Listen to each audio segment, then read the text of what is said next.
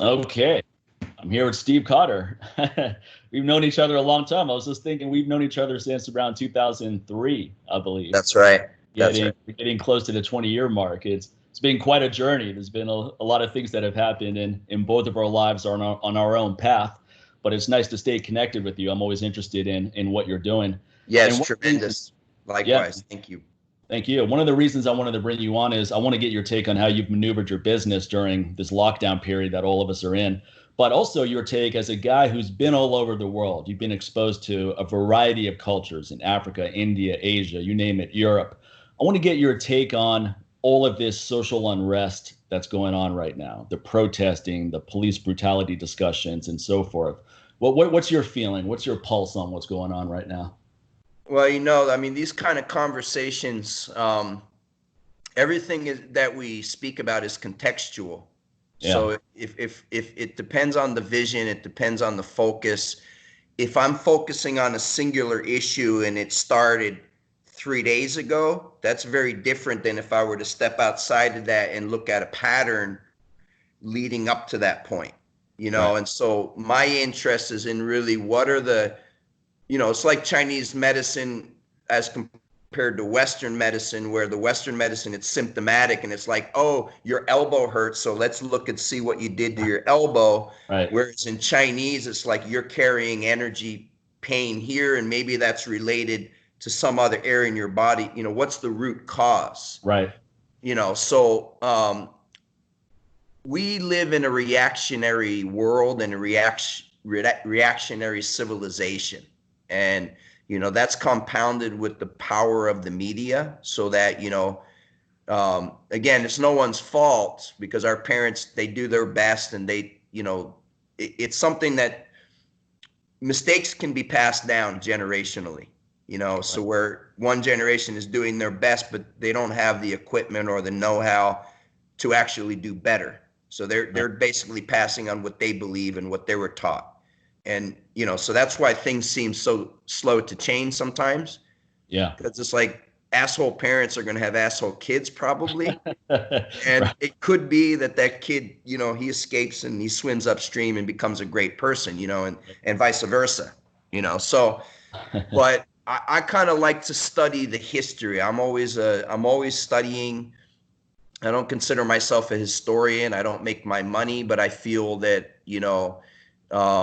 anything there is to learn, I'm interested in learning. So I'm constantly, that's my pastime, so looking at history.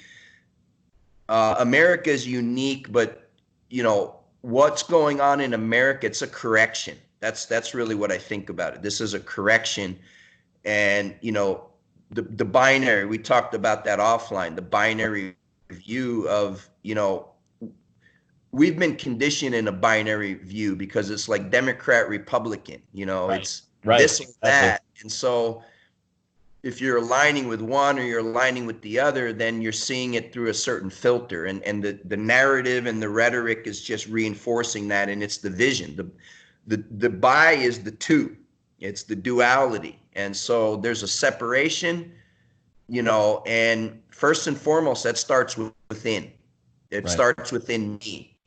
And and instead of, oh, that's the problem is the other, the problem is that, and it doesn't really matter what the topic is. It can be color, it can be language, it can be religion, arguing about the name that you want to put on the nameless, and we fight about it because you call it, a dog, and I call it a cat or whatever. Yeah. And Right. it's just seeing differences. It's seeing differences, and that's the narrative that we're programmed in.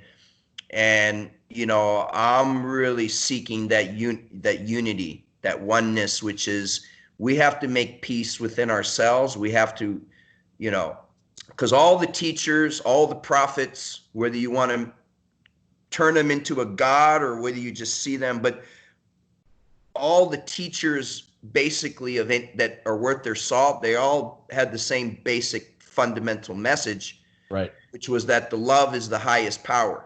Yeah. And, in America, we're like the corporate arm of the British Empire. When the British Empire had already gone all around the world, America is like the crown jewel, and America as a nation was set up as a corporation.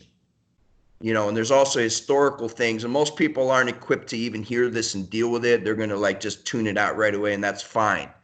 You know, but 1871, the Articles of Incorporation from the British Empire, you know, so the United States is actually a corporation. And Abraham Lincoln was the last true president of this country. Ever since then, we've had what are actually CEOs. So that's why they're called, you know, the president and the vice president and the treasurer and the secretary. That's a corporate structure. You understand? Whereas if you go to nations around the world, they all have prime ministers, right? They have a parliament with prime ministers. We have a president. And there's other countries that have presidents, but it's a corporate structure. And, you know, so what I'm saying is that we have a unique society in that I'm not talking about the native indigenous people, most of which were slaughtered, you know, hundreds of years ago, you know, the manifest destiny, you know, all of that, because the British Empire, it was 13 colonies, and that expanded to be, you know, 50 states. And most people have no clue about the history of that in this nation because it's not taught in our schools. But there was this divine right granted from God that because I am me and I'm a white Christian guy, I have a God given to be able to slaughter these, you know, lesser people for the greater good of God. So this was the warped mindset. And, you know, so depending on what part of history we're on, you're kind of in the middle, right? You're not a black guy, but, you know, you're not as white as me, right? So you're kind of in the middle. And there's some people I've been perceived as a black guy. Of course, because of the duality. Yeah, I have an interesting take on racism because I'm not an African American, but I've been perceived as one dozens of times and treated as one as such. So I have, when I hear these arguments about racial profiling and police brutality and discrimination, I get it. I can empathize with all of that because I've experienced that all myself. It's not a shock to me when I hear these kind of stories. I go, okay, I get it. I believe fully that kind of stuff happens. Yes. And, you know, so without going into a whole history of it, because it's extensive, it's just contextually speaking, when we look at these issues, if you're just looking at a hot button topic, like a, you know, point that you're going to get on CNN, you know, right. Soundbite, that's right. A totally different view than if you're trying to step out and saying, okay, what are some of the things that have led to where we are now? So I see this as a correction, and it's not really that important. Like, George Floyd, you know, so now this happened and now his character is being analyzed and, you know, people, oh, maybe he wasn't a good guy and all these things and he did all these things, right? Which is a totally different conversation. The fact of, was he unjustly murdered by someone who was given authority to be able to serve and protect, and they're the murderer, right? So that's really the issue.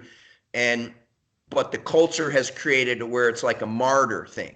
And it's like, there's a lot of these things going on. It's the culture because, you know, in something related to like the fitness, I'll bring up Greg Glassman and the whole CrossFit thing.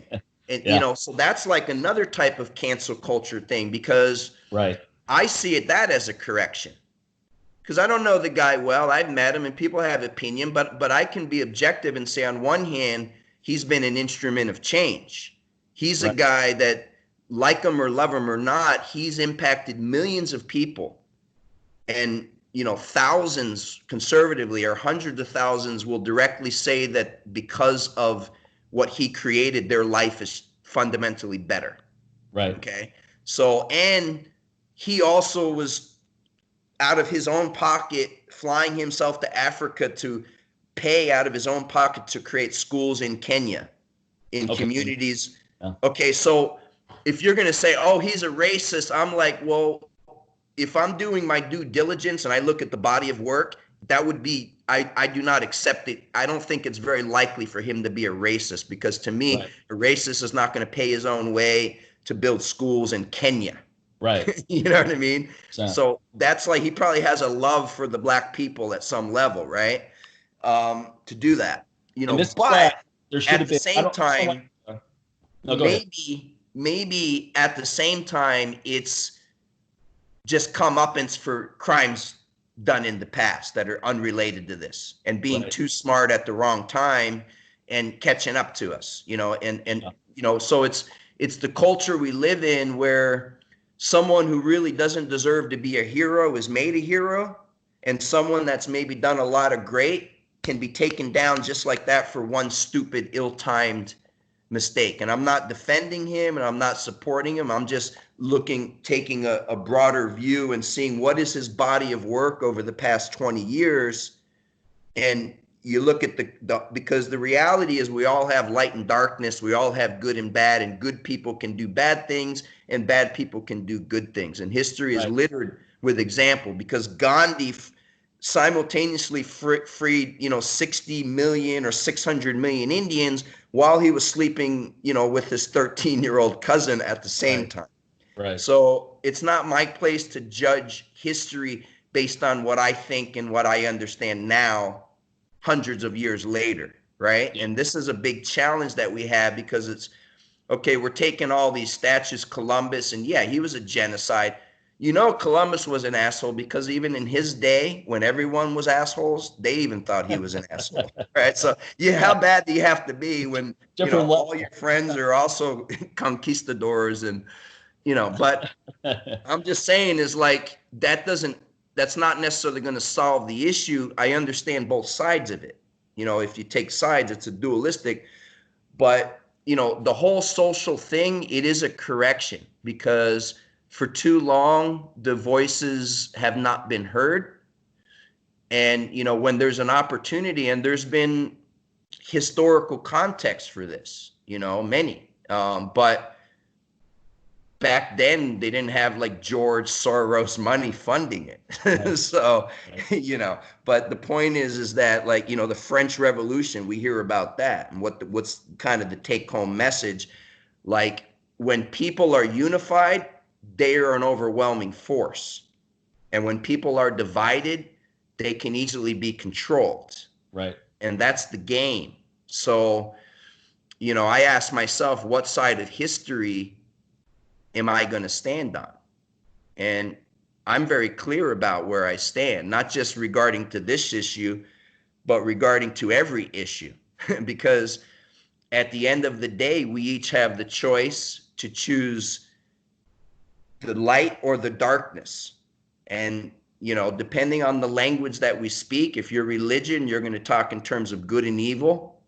If you're not religious, you're going to use different terms or different ways of seeing it. But at the end of it, we are both. We're hybrids. So we're a mixture of human, which is an animal coming from the earth, and the being, which is like the invisible, the nameless. You call it spirit, call it whatever you want to call it, but we're like a mixture of, and we're a hybrid. Plus, you go back, origins. It's about origins. Like, where do we come from? You go back to the Cro-Magnon, and you go back to the Neanderthal. Like, they were stronger than the hominids so we had to kill them off. But for sure, they went and they took some of our women and they impregnated some of our women. So like the people now, we're a mix of like, we're all hybrids. Sure. Of different degrees. And, the idea of like a master race with like the Aryan of like a purebred, that's some kind of weird fantasy, right? But the truth is, we're all a mix. And, like,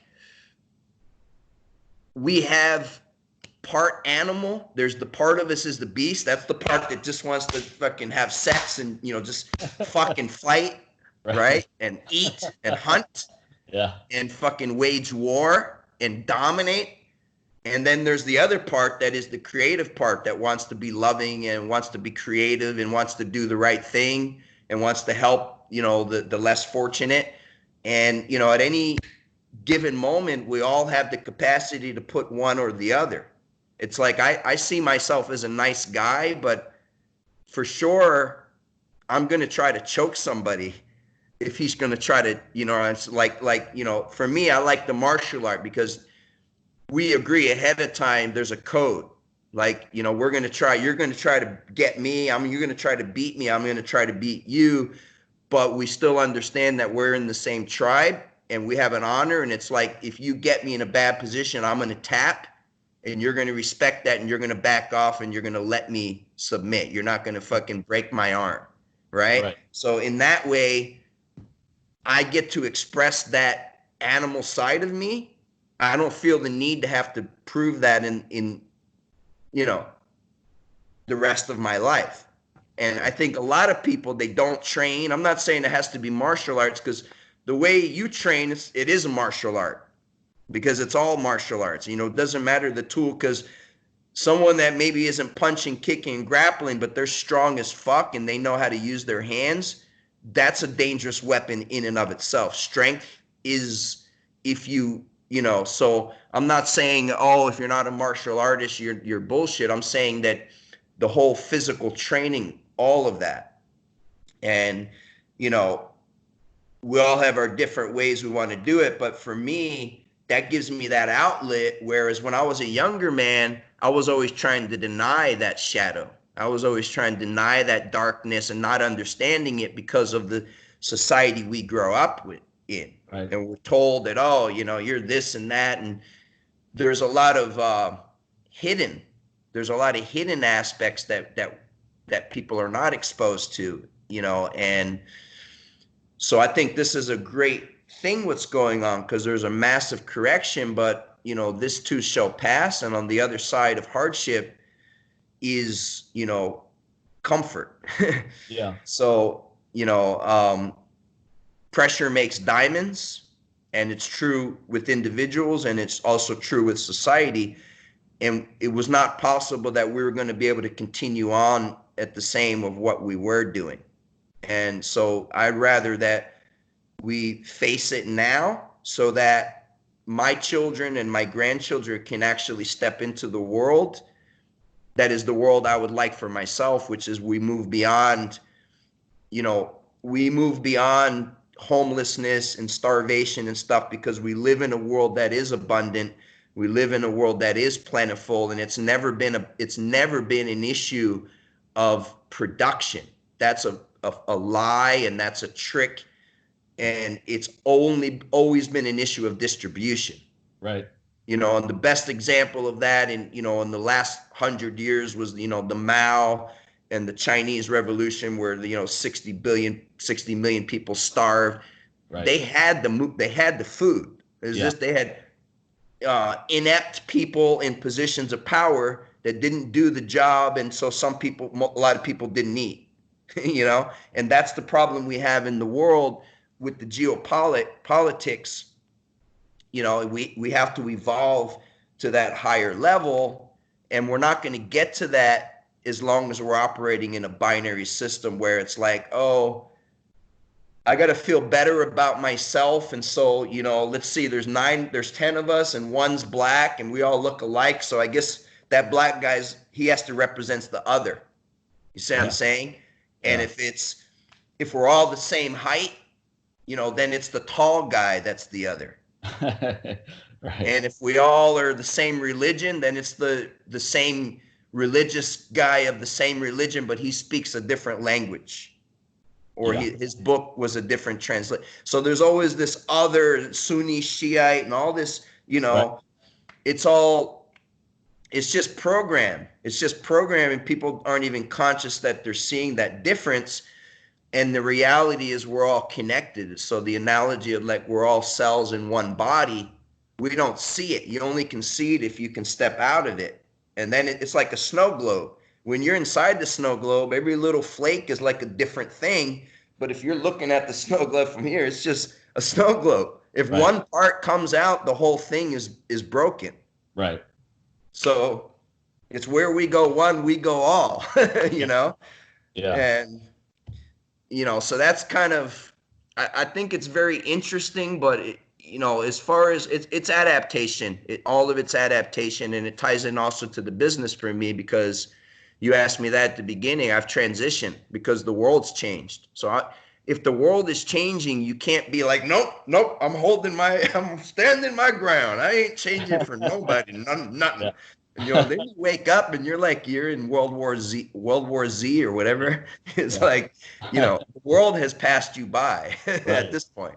So it's Right. like you have to adapt. So it's like I adapted. Well, you want to learn on Zoom? I'm going to teach you on Zoom because I believe in the hands-on. But if that's not an option, it's better that you learn with your second option. How does this whole Zoom thing work? You're at home and you're going through techniques, and other people that they're at their home with their computer set up or a camera set up somewhere. Yeah, and actually, I would say that even for this format, you could probably do Zoom with this format, and I think is a lot better actually. Oh, okay.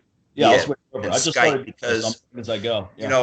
We can set up the grid, to where, let's say there's 4 of us, and I can put quadrants where we're each the same size, or the one that I'm talking to, I can put him as the main, and then now the rest of us are in the little small cubes on the side. So right, you have a lot more control and usability of the screen and what you're looking at.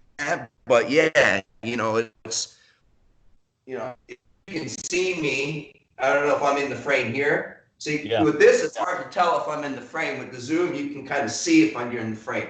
But it's like, okay, so, come here. Now my biceps to my ear. You see that? And the kettlebells, and someone's like, oh, yeah. And now you're doing it. And I'm like, okay, good. Oh, wait. Cool. Move your hand like this. Turn your thumb. Point. So for me, it's almost like I'm teaching a live workshop because I've done, thousands of times. So it's, but in some ways, it's not as good in the sense that, the human touch. But on the other side, in the world we live in, maybe a human touch might be misconstrued as well. That's true. So, it is Demolition Man. I mean, is it I just know that if we got to put on those goggles and it's like, okay, now you're going to make love, and, it's like, let's not bring it that far, right? Let's just keep some animal. Let's just have some basic, reminding. You have to have in-person human interactions. That's really important. And we're seeing the negative consequences of not having that right now, where depression rates are way higher, child abuse is up, domestic abuse is up, even animal abuse is up. And I'm not saying these people were necessarily good people before all of this, but they may not have hit that tipping point at least as quickly as they did without being locked in this situation where they're not able to work. There's nowhere to. Some people couldn't even leave their homes in certain areas, dependent parts of the world. I think a lot of that played into the protesting we're seeing now as well. It was 2.5 months in most places where you're shut at home, you're watching the news all day, and then you're seeing all of these examples of very racist behavior. You saw the guy getting accosted at Central Park by that crazy lady. And then you saw the guy jogging getting shot down, basically executed by these 2 vigilante type people. And then the final one was George. It was actually 4. Yeah, he was like 4? Okay. And then it was George Floyd, who was basically purposely killed. That wasn't something where it was lack of training or. Yeah, and that's just in the last couple of weeks. Right, exactly. So now magnify that by 400 years. Right. And that's. And part of the problem with, like, some of us in this population that are good people and good guys, and, a lot of whites that are not racist, but they're looking and they're like, come on, man, no. And, I didn't do that. And they're kind of looking like that, and they're not wrong. And the other objection is the narrative of the media, because the media is highlighting the white on. So you see, so the media is creating, not necessarily creating, it's exasperating the whole discussion of racism. And if we're discussing it, then we're basically already in that binary system, because it's a human race, and it's the human race. And what does that mean? It means it's the hue man. So we know the man. So what's the hue? The hue is the color. The hue is the visual spectrum, like the rainbow. So the hue is the visual spectrum that we can recognize within our unique field of vision as a human being, right? And so that might range from, like, albino to, like, you're from deep, central Ghana, maybe, like the darkest of the dark, or even like in some Indonesians, or, you know, they get super dark, like purple, you know what I'm saying? Like, Right. you have dark people, you have albinos, and then you have all the rest that are in the middle. Yeah. And it doesn't make a damn difference. Right. And it's not instinctual to have racism. It's a human race. And so it means a race. It means the goal of the race is to win the race. Yeah. That's why you race. You race to win. You don't race to lose, because then it's not a race. If you're going to quit, it's not a fucking race. Okay? So it's a human race. So the point is, the human needs to be a human race. We have to work together as an integrated unit. And otherwise, it's like, if we're racing, it's a mad world. Because you're in front and somebody fucking grabs you by the collar, pulls you down, and then he passes you and he gets ankle picked. And now the other guy jumps over his back, and it's just a free fall. By the time you get to the finish line, everyone's dead. It's Mad Max. Yeah. Yeah. Exactly. And that's what this does. It's creating the fomenting unrest. It's fomenting. And so I understand the resistance among maybe the more conservative minded, especially in the whites. They're pissed that the media narrative is like, oh, another white killed another black. Oh, another white. And that is true, but they're not reporting, oh, there was another, you know, the 18 murders, you know, blacks killed each other, right? And, you know, and so you either report all of it or report none of it. Right. And I think we shouldn't be reporting any of it. I think we need the good news channel, you know, because there's too much fixation on the negativity, and it feeds itself, you know. But if you're just talking about, you know, the George Floyd thing, I don't know. It's like there's this great orchestrator that's pulling all the strings, you know what I mean? And it's all kind of going in a certain direction, and we're in it. And when you're caught up in that storm, you feel you don't know what's going on. Like you said, people are feeling destitute or, you know, depressed. That's normal, because we're being tested. You know, life is a test, man. And, you know, but we have to have something to believe in to main. And it's like, I'm optimistic like you're optimistic, because like you said, the seeds of opportunity exist in every difficulty, in every challenge. And it's mindset, and it's a level of development, a level of discipline. And that's why individuals like you and I have to step up and take our part. It's not about, oh, I'm going to be the leader, like it's not about that, because true leaders, we don't care about that, because I respect you, you respect me. I recognize your power, you recognize my power. There's no insecurity among the true alpha males. Right. There's only insecurity among the betas that are pretending to be alpha. Because if you're alpha, you don't give a shit about what the other people are doing, because you got your own thing going on. And, you know, and this whole divisive tactics that's going on with the media, it's affecting the people that are untrained, because the trained people have a level of discipline, and they have a place within themselves that they can go to rebalance. And so, you know, because we all have good days, bad days. That's part of the experience. You know, we lose ones that we love. You know, our best friends die. All these things happen. Don't matter how much success you've achieved in your life. We can never escape, you know, the pain. Being in the physical body, the trade-off for the blessing of having this mobile thing is that we also get to experience pain, because the pain is not experienced outside of the body. And that's what a lot of people don't understand, because of this binary construct of life and death. Right. Well, that's just a construct. It doesn't exist. There is no death. Right. There's only life. What we call death is just that which we don't understand, that which lies beyond what we can experience through the sensory awareness. And, you know, so when we stop living because we're trying to avoid death, and we recognize that being alive in and of itself, you already are a survivor. Like, you've already won. Yeah. You know, I mean, just look at the statistics, the odds, right?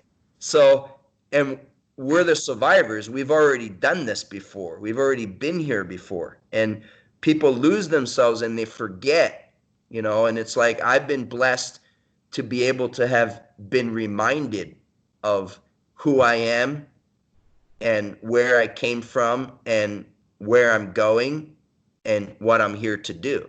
Yeah. You know, and that's what enables us to be focused regardless of what's going around. You know, it's like, but my day-to-day life isn't that much different. Yeah, I have some inconveniences like everybody else, but it's like, I'm not just sitting at home being like, oh my God, the whole world's falling apart and, you know, I might as well give up. Yeah. Because this is the time to actually, if you're going to do something, now's the time to do it. Yeah. Now, there's big opportunities out there. I want to rewind a little bit to this Glassman discussion, because now that you've provided more insights, because I'm new to the story. I just found out about it this week, so I'm just getting up to speed. It's a new story, but you're a couple days behind. But yeah. Yeah, my personal I don't have a lot of experience with Glassman, but early in my career, this is around 2002, I taught a course in San Jose. And he saw that I was coming out, and he invited me to. This was the very early stages of CrossFit. This is when CrossFit was 5 or 6 guys in a park. There's just one place. Was it Santa Cruz? I'm not even sure if there was a place yet, because he invited me to come out and meet up with some guys who do this kind of training and so forth. And he was very nice in the email, and I actually wanted to do it. I just couldn't. It was a scheduling conflict. But I go, yeah, next time I'm in town, I'll definitely hit you guys up.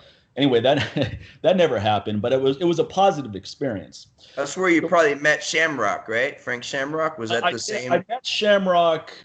I interviewed him a couple times early in my career. That was my initial connection. Okay, the interviews, yeah.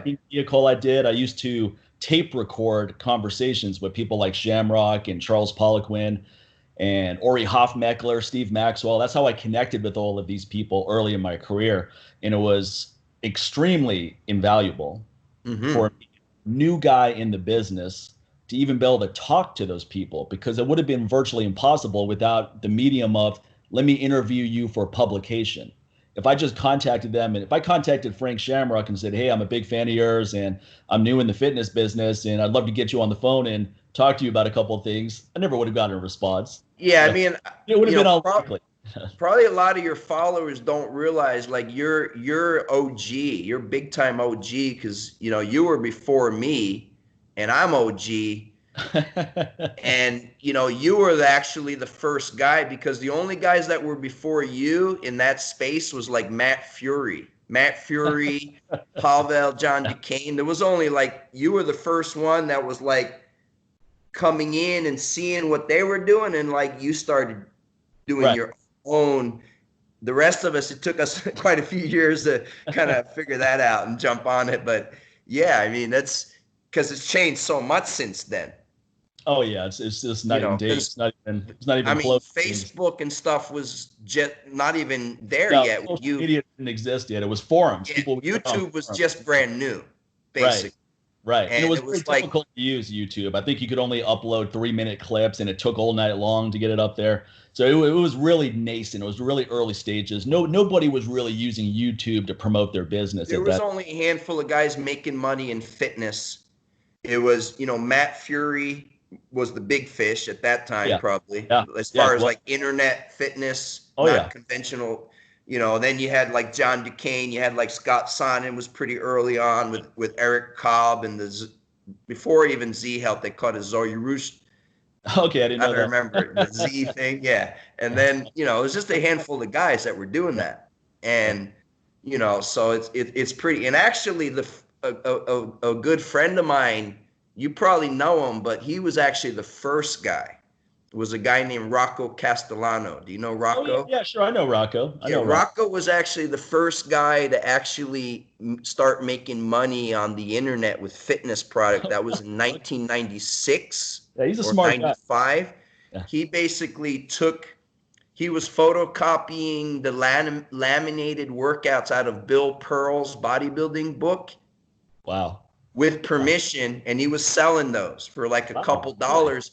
He made $1 million doing that. He made his first million, doing that back in like, because back then fitness was brand new on, people were just dialing online, looking for like fitness programs. So it's, I mean, it's amazing that, you know, when the story's told, to like, there's characters that are in that story that were like innovators, right, to what we have now, which is like everybody's got their own kettlebell certification nowadays. You know. Yeah, it would be difficult for someone to get into the kettlebell business now. And you got to be like what super good now. Yeah, replicate your achievements. That would be virtually impossible. Even replicate what I did would be very difficult. It would have to be something unique and different. It would have to be something that people haven't experienced before, or bringing together systems, different varying systems, and bringing it together in some cohesive manner. That's like a hybrid that was a better, you know, more efficient, where you bring it all into one, the best of the best. And I mean, that's the way it goes, but there's no more ground that needs to be broken. So that's the thing also. No one's really looking for a new training system right now. There's so much out there. There's more stuff than you'll ever have time to do in your lifetime out there right now. So you have to be almost the opposite. What people really need is help navigating through all of these systems to help determine what is the best fit for them. That's what a lot of people need advice on, from what I can see. How to put things together.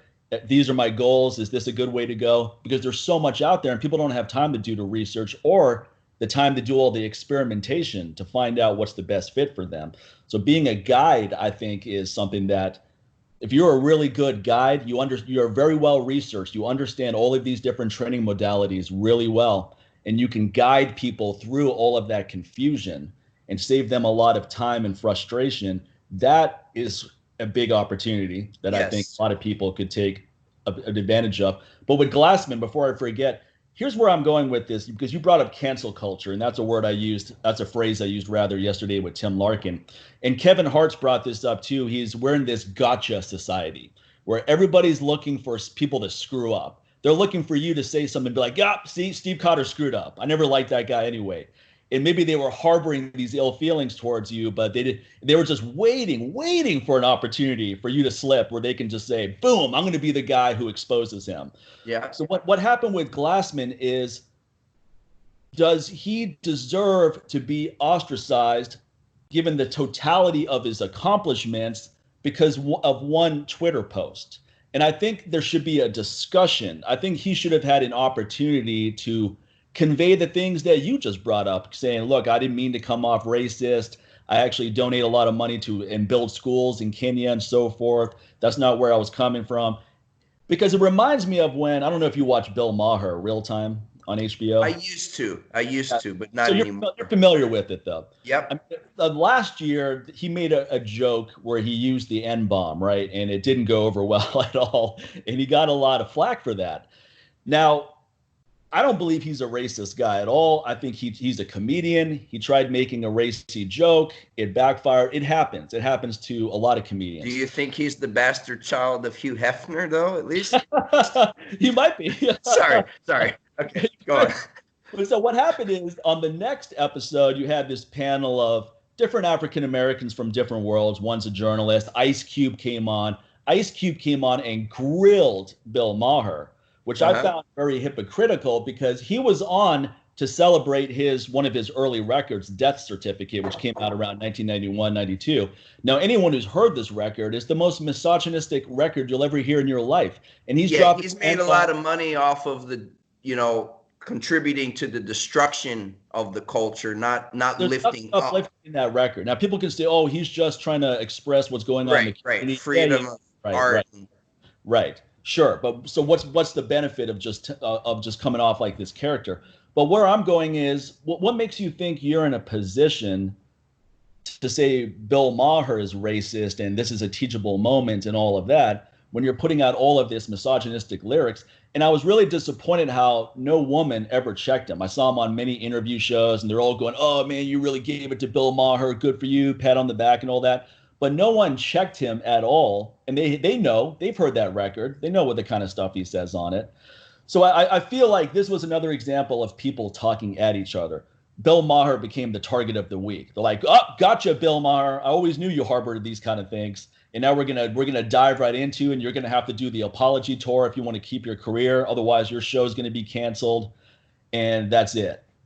So I think it's dangerous when we're in a society where if anyone says anything offensive to someone, especially particular groups, your whole livelihood is going to be pulled away from you. You're going to be ostracized. You're going to be excommunicated, and you're going to have to do maybe an apology tour for 5 years, and then maybe you'll have a chance to come back. I think that's for leadership, man. Because at the highest levels, that's the game.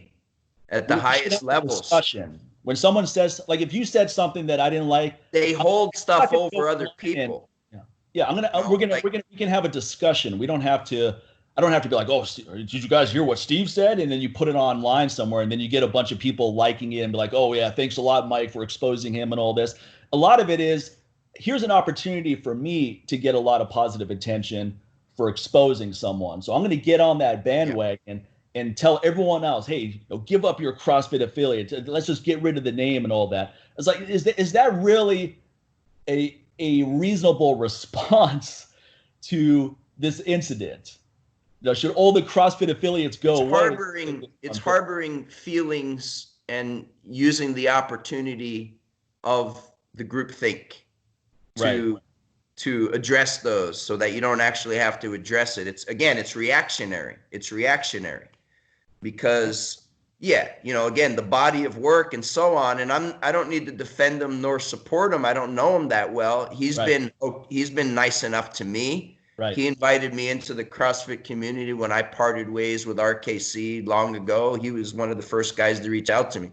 We love you at CrossFit. We'd love for you to come and, and I didn't. I went in a different direction, and I am glad I went in the direction I went in. Yeah. But, so I don't have any hatred but what it reminds me of, in a way, it's unrelated, but what it reminds me of is the Mike Tyson arrest.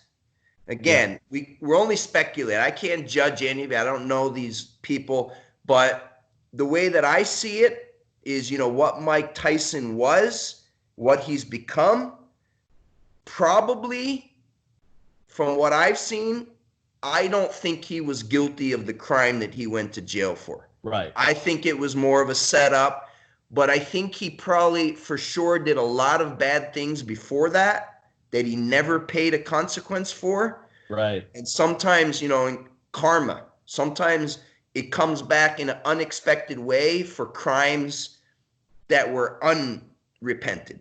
Right. And we get unfairly persecuted for something that we didn't really do what we're being accused of doing, but we got away with a bunch of shitty things over here that nobody ever called us on. And you end up having to pay one way or the other. And, maybe it's just that. Maybe it's that he pissed off enough people. He was disrespectful to enough people. He, overstepped his authority, overused his power in a way that wasn't, appropriate one too many times. And then he did something which was probably just a tongue-in-cheek. He thought he was smart and and he probably was drunk. Good chance. And, and it was ill-timed. And then if you read his responses, he clarifies it. But, of course, nobody's screenshotting the whole conversation. They're screenshotting just the first tweet that was the offending tweet. That's the problem. So I don't believe that this is evidence of him being racist, but I think that for whatever other reasons, it was time for him to step away regardless. And sometimes, nature just takes care of these things if we don't do it ourselves. That's an interesting take. That's a really interesting take. Because you think when someone harbors something, that tells a lot about what their psyche is. Yeah, because all these years you've been unhappy, but you've been paying because you're playing along with the game, because you lack the courage to step out and do your own thing. And now that it's popular and your buddies are doing it, now you get the courage. If you need the masses to give you courage, you have no courage. Right. I Okay. like that. That's quotable there. So, because we're born alone and we die alone. And in Right. the middle, we connect with many different people. And, but if you're afraid to face yourself and you're afraid to, address your own shortcomings and insecurities, like that's the inner work is the hardest work. Right. And I find in the gym culture, and I love it because, I wouldn't do any other thing to earn money. I love being involved. I've always been interested in, feeling good and moving well and, martial arts, and I've been able to make a career out of it. So I don't shit talk the fitness industry or the fitness community. However, I will acknowledge there are some wounded MFers, there are some wounded people that have some deep, dark skeletons that gravitate to fitness.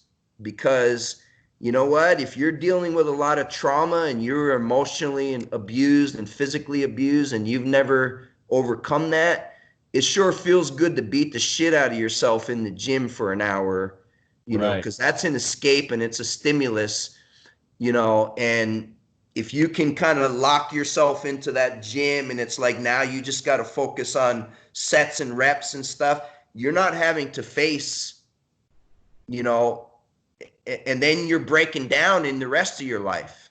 Right. You're breaking down in the real shit. Because it feels good to get a sweat and those endorphins and stuff. And that's, a lot of people are doing it for that. They're doing it like a drug. Oh yeah. They're Stimulus. doing it like a painkiller. Yeah. And on one hand, it's great because it saves their life, because if they weren't doing that, they might be doing heroin or they might be committing. So I'm not shit talking on it. It's incredible. It's great. However, you're not finished. You got to take it to the next level. And that's about applying the principles of the training and of the fitness and all of that, whatever your tool, if it's CrossFit or whatever, take that and use that to shape the character and use that to apply to the other real challenging issues, which is the family, which is the relationship, which is the profession, which is the community, which is what is your impact on life and your legacy, the relationship with the earth, the relationship with the animals, the relationship in our love and romantic, but also with our children and our parents. That's the real shit that a lot of people don't want to face, the weaknesses and the, uncertainties. They want to go to that place where they feel like, I know this, I'm comfortable in this space. Because guess what? You're comfortable beating the shit out of your body, but you're extremely uncomfortable dealing with the real shit that you refuse to deal with. And the reason I speak so openly about it is because I'm talking about myself. Yeah. But I recognize that in myself. I recognize that, what? There's a lot of things about me that is fucked up. There's a lot of, and it's not my fault, but there's a lot of programs that I have run that were someone else's program that I got from my society, from my mother, from my father, from, my beliefs.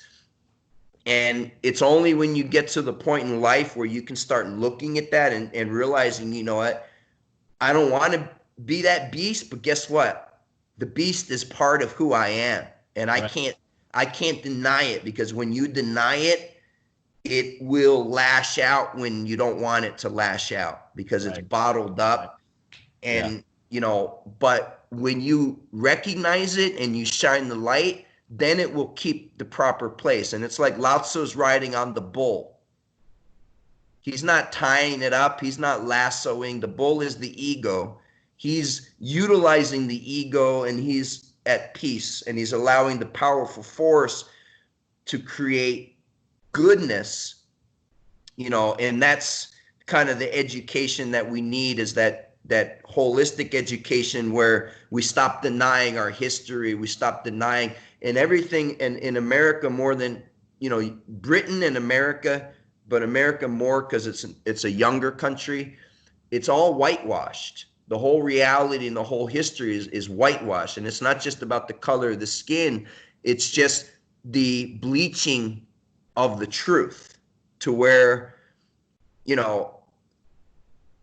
the tyrants are the heroes. And this occurs in a lot of nations. I'm not saying that is unique to US, but it's, you know, the whole idea of, you know, because like now the correction, what's happening is we're going to the other extreme. Now we're pulling down the statue of all these guys that last week they were heroes. Right. And now we hate them. And it's like, if you knew who they really were, you never would have worshiped them in the first place. Right. But you weren't alive 250. You know, George Washington is the father of this country, we say, right? The greatest president. That George Washington, the Indians called him the destroyer of the lands, because George Washington and his father were known from going and, you know, catching fire to all the crops and stuff. You know, they were killing Indians and destroying their lands. And so it's like, how are we judging him? He was a great general, you know, and all these qualities that we associate with the general. And he was also a homicidal guy. Right. You know, and pretty much all those guys were. And then it's like, it's popular to talk about Thomas Jefferson. Oh, he had slaves. And yes, that's true. But Thomas Jefferson was an enlightened individual for that era. Right. When you consider that they all owned slaves. And further, your very economy, the fact that we have iPhones, the whole economy was created on slaves. So if it wasn't for all those slaves that built all the lands, you know, that harvested all the lands and created the industry, you know, so that we can enjoy our iPhones and our flat screen TVs, you know. And so I'm not saying it's good or bad. I'm saying, like, shine a light on all of it and just see it for what it is. Because if I'm a black person, I'm thinking, how do I escape the bonds at the same time? And if I, as a white person, I'm thinking, what if I'm in that person's position? How am I going to feel? You know, so I'm sympathetic, and I don't really see the difference, because maybe in a different carnation, I was the African. Right. You know, I don't know. But it's like, that's, I think, the bigger problem is we deny so much the true history. And, you know, it's like Jesus Christ was not a European guy. He wasn't white. Right. Okay, so you can argue about if he was God or a man. We know that there was a man. Some people believe he was God, other people don't. But historically speaking, the man wasn't a European guy. Right.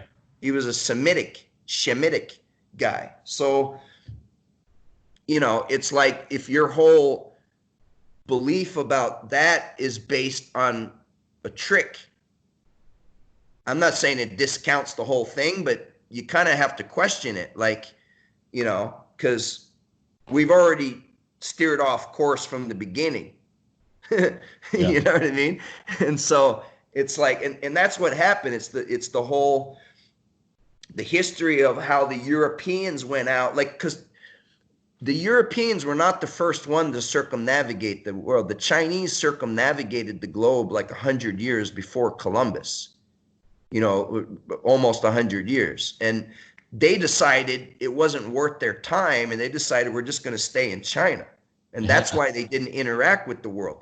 And then the Portuguese, and then later, you know, the British and the Spanish, they started, you know, doing it. And then, you know, the Western world was developed, where they go and they invade the lands. Originally, it was the spice trades. It was commerce. You know, it was the spice. And then it was we found out, oh, they have gold. So now we're going to take their gold. And then, well, let's use these ships. And now we got slaves.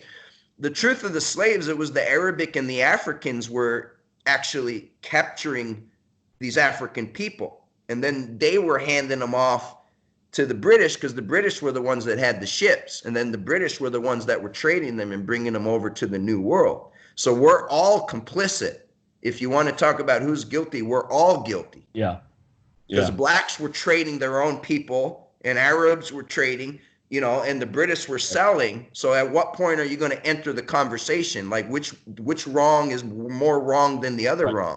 It's all bad. All of this. That's a really good point. And I think like the whole world was built on slavery. To a large extent, the whole world is still built on slavery. Even Yes. something as simple And it as still exists. yeah, There's human trafficking. There's yeah, exactly. there's pedophilia. There's human Yep. bondage. Like there's underground tunnels. You know, the New York City alone, the subway only goes on the first 2 levels. There's like 5 or more levels. I don't even know how. It's at least 5 or 7 levels deep under the, you know, so all those underground, like people are trafficked through these underground tunnels. People don't understand that. The military bases have underground tunnels that connect. Okay, what do you think the drug cartel? We hear about El Chapo and his tunnels. Where do you think he got the idea from? I mean, you know, these tunnels, that's how you move people in silence. You know, and I'm not going to get too much into political, but it's like, you know, the Haiti earthquake and the Clinton Foundation goes there and all that money disappears, that, you know, billion, 1.6 billion that was raised to help those people in their earthquake, already the poorest nation in the Western Hemisphere. Now they have an earthquake, now they have nothing, you know, and that money weren't going to those people. And where's all the children that were disappearing? You know, and this is the uncomfortable truths that people are afraid to look at, but the reality is slavery still goes on today. Yeah, there's more slaves now than in the history of of mankind. Yeah. And even something as simple as a lot of chocolate manufacturers source from areas that use child slave labor. And I had an argument with someone about this, and they go, well, but maybe those kids would be they would be subjected to something worse if it wasn't for that. I go, look, these are not kids that are choosing to do this at minimal wages. They're slaves. Yeah, because if you believe that, then you feel okay about wearing your Nikes. Right. You can compartmentalize it, and that's what we do. Yeah. We compartmentalize the uncomfortable aspects and use a very intellectual approach to doing it. But yeah, you know, his life is better off than if, you know, that's better than what he would have ordinarily. Well, okay, you believe that, and so you're fine supporting that company.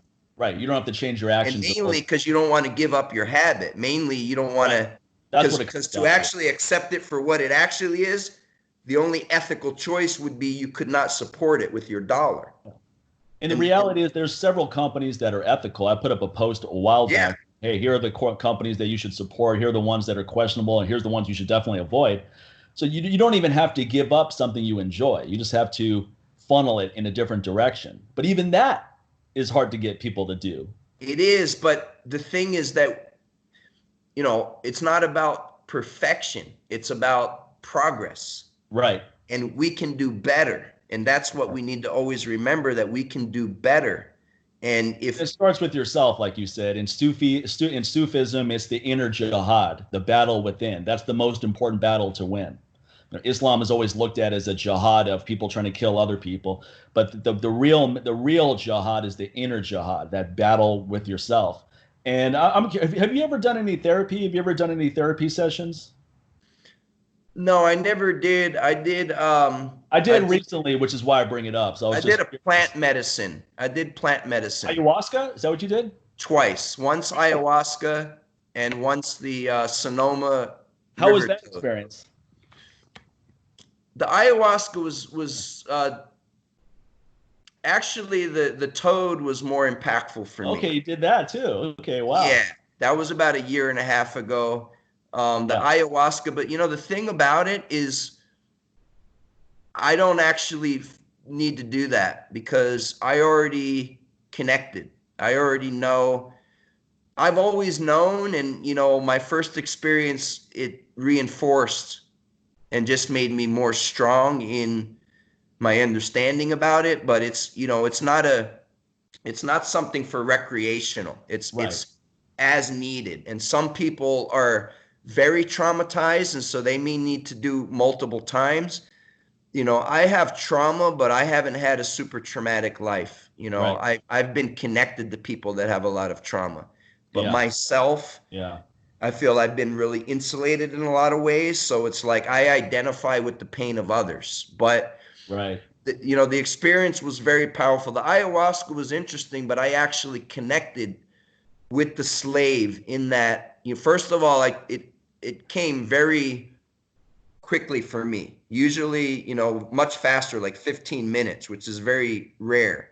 It was my first experience, so I really didn't know going into it, but the shaman or facilitator, he was basically, asked her, he's like, "You're vegan?" I'm like, "Yeah." And he's like, "Okay, that explains." And, Okay, interesting. Yeah, that the energy was, and like everyone, some people vomit like crazy. I That's vomited a what I little hear. bit, but just Yeah. once. But, there was someone else that was vomiting like, oh man, like bucketfuls. Well, And some people crap their pants, and that was my fear. You it know? can be, you don't eat. I didn't eat, you don't eat for the, you don't have any, like, no drugs or sex for like the week before. Okay, that's what I. You don't eat like, the day, usually it's evening, the moonlight or whatever. So it's Right, like right. late afternoon into the evening. And Where did you um, do? You did this in South America somewhere? yeah, down in Mexico. Okay. Yeah, I definitely want to do the real deal. I'm not into the trendy new age. I know Yeah. there's good people here, but like, you shouldn't have to pay $2,500 or whatever Right. for just Right. because Aubrey Marcus has made it popular or whatever. Aubrey, but the old school traditional. That's what I advocate, because it's not a business down there. It's a Right. tradition, Right. and they've been doing it. It's like family tradition. It's been gone for generations. And now it's like, when things go in America, unfortunately they can get corrupted, and that happens Oh, no because doubt. it's the business model. And it's like, now all of a sudden some famous people start talking about ayahuasca, and now it's trendy here. And Right. hey, what are you doing? Hey, let's go do ayahuasca. And Yeah. it's Yeah. not like that, man. Yeah. You gotta respect the mother. It's the abuela, the grandmother. It's the plants come from the earth. The earth is the mother. That's why we call it the mother earth.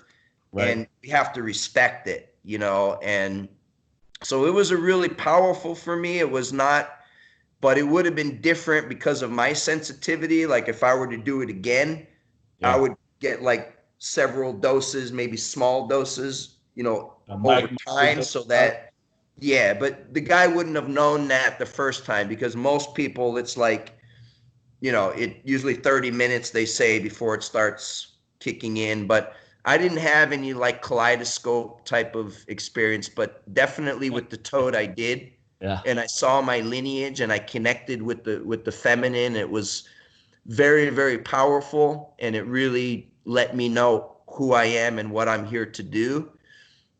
But I did have an opportunity to do an ayahuasca recently. I got invited to like a traditional, so I took that opportunity.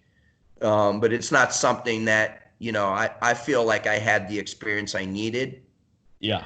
There was a woman I got connected with, that's up here in San Diego, and she works with a lot of really traumatized people, like people that are coming back from Iraq and Afghanistan, where their best friend was blown apart right next to them, and they Yeah. have deep, deep trauma. And she works and she helps to rehabilitate these people. Right. And she was telling me that, like, she's connected, that apparently, like, Sergey Brin, one of the founders of Google, Right. that he has like his own private like Google like army, where basically, and she works, supposedly she was saying that she works where like she rehabilitates these guys that are super high trained, like SEALs, like, special forces guys that are badass motherfuckers, right? Because they're Yeah. super high trained. No doubt. And then she rehabilitates them, and now they're like, you know open up and loving and like want to do good for the world. Yeah. And basically he takes these guys, and they have like their own planes. And so when there's maybe like a food embargo in Yemen, where the people, they'll go in and they'll bring them food, or where this multinational company is wiping out acreage of the Amazon down in Brazil, and to where the indigenous tribes, are losing their lands, they'll fly on a Google plane, and these like special forces guy will go and they'll create a barrier. So that's really cool if that's true. But basically, like, soldiers of fortune for good, in a sense. as opposed to what the Blackwater and these other guys, what they're using them for, Well, which is my friends at Project Child Save, that's what they do. Ty right, Ritter, right, he's exactly. a high-level military guy, and he has a team of former operators, and they fly all over the world, primarily South America, and they rescue kids that are sex slavery slaves. Yeah, that's incredible. That's a hero right there. And they do it guns blazing if necessary. They don't go in there with the intent of killing their captor. Sometimes that happens just as a default of the mission. And then they take these kids to an orphanage where they get the necessary rehabilitation they need, the mental counseling. You can imagine the trauma that they deal with. And it's these guys, though, are you can hear the toll the line of work they do has taken on them. I mean, some of the members on the team, or actually one guy on the team, committed suicide, and this is a high-level guy. This is a former Navy SEAL or some kind of special forces person, and he just saw one too many horrific things. The kids subjected to the worst horror you can imagine or not imagine, and it just took a toll on him. One guy found out that his father was a pedophile throughout the whole course of this, and this guy was ready to go kill him. And Ty had to talk him out of it. So these guys are they're badass motherfuckers, and their hearts are in the right places. But there's only you can imagine if the mental toll that it takes on them. Imagine what the average person would be impacted by if they went in and saw some of the horrific things. And just some of the stories Ty has told us are terrible. Some he's told me in private are even worse. But he says that these are on a 3 on a scale of 10. I go, man, I don't even want to know what 10 is because 3 is bad. He told me also that he's looking forward to having Alzheimer's so he doesn't remember all this stuff. Wow. And that was really disheartening. Well, this woman I met, last year or year and a half ago, she works with a lot of these guys and really works from the plant medicine side to help to heal. And I'm not sure exactly what her full menu. I just did the one experience, but some people are using psilocybin for this, and that I've used before. And so I guess there's a lot of work that can be done in that area, right? Whereas you're not getting success in the conventional medicine. In fact, there is no formula with the conventional medicine as far as what are you going to do? Give the guy sleeping pills so he just loses consciousness. So it's not healing. I think a lot of us purposely distract ourselves as much as possible so we don't have to deal with this battle within. So you say, let me make this amount of money first. That's what I need to do right now. I don't have time to deal with all that introspective stuff.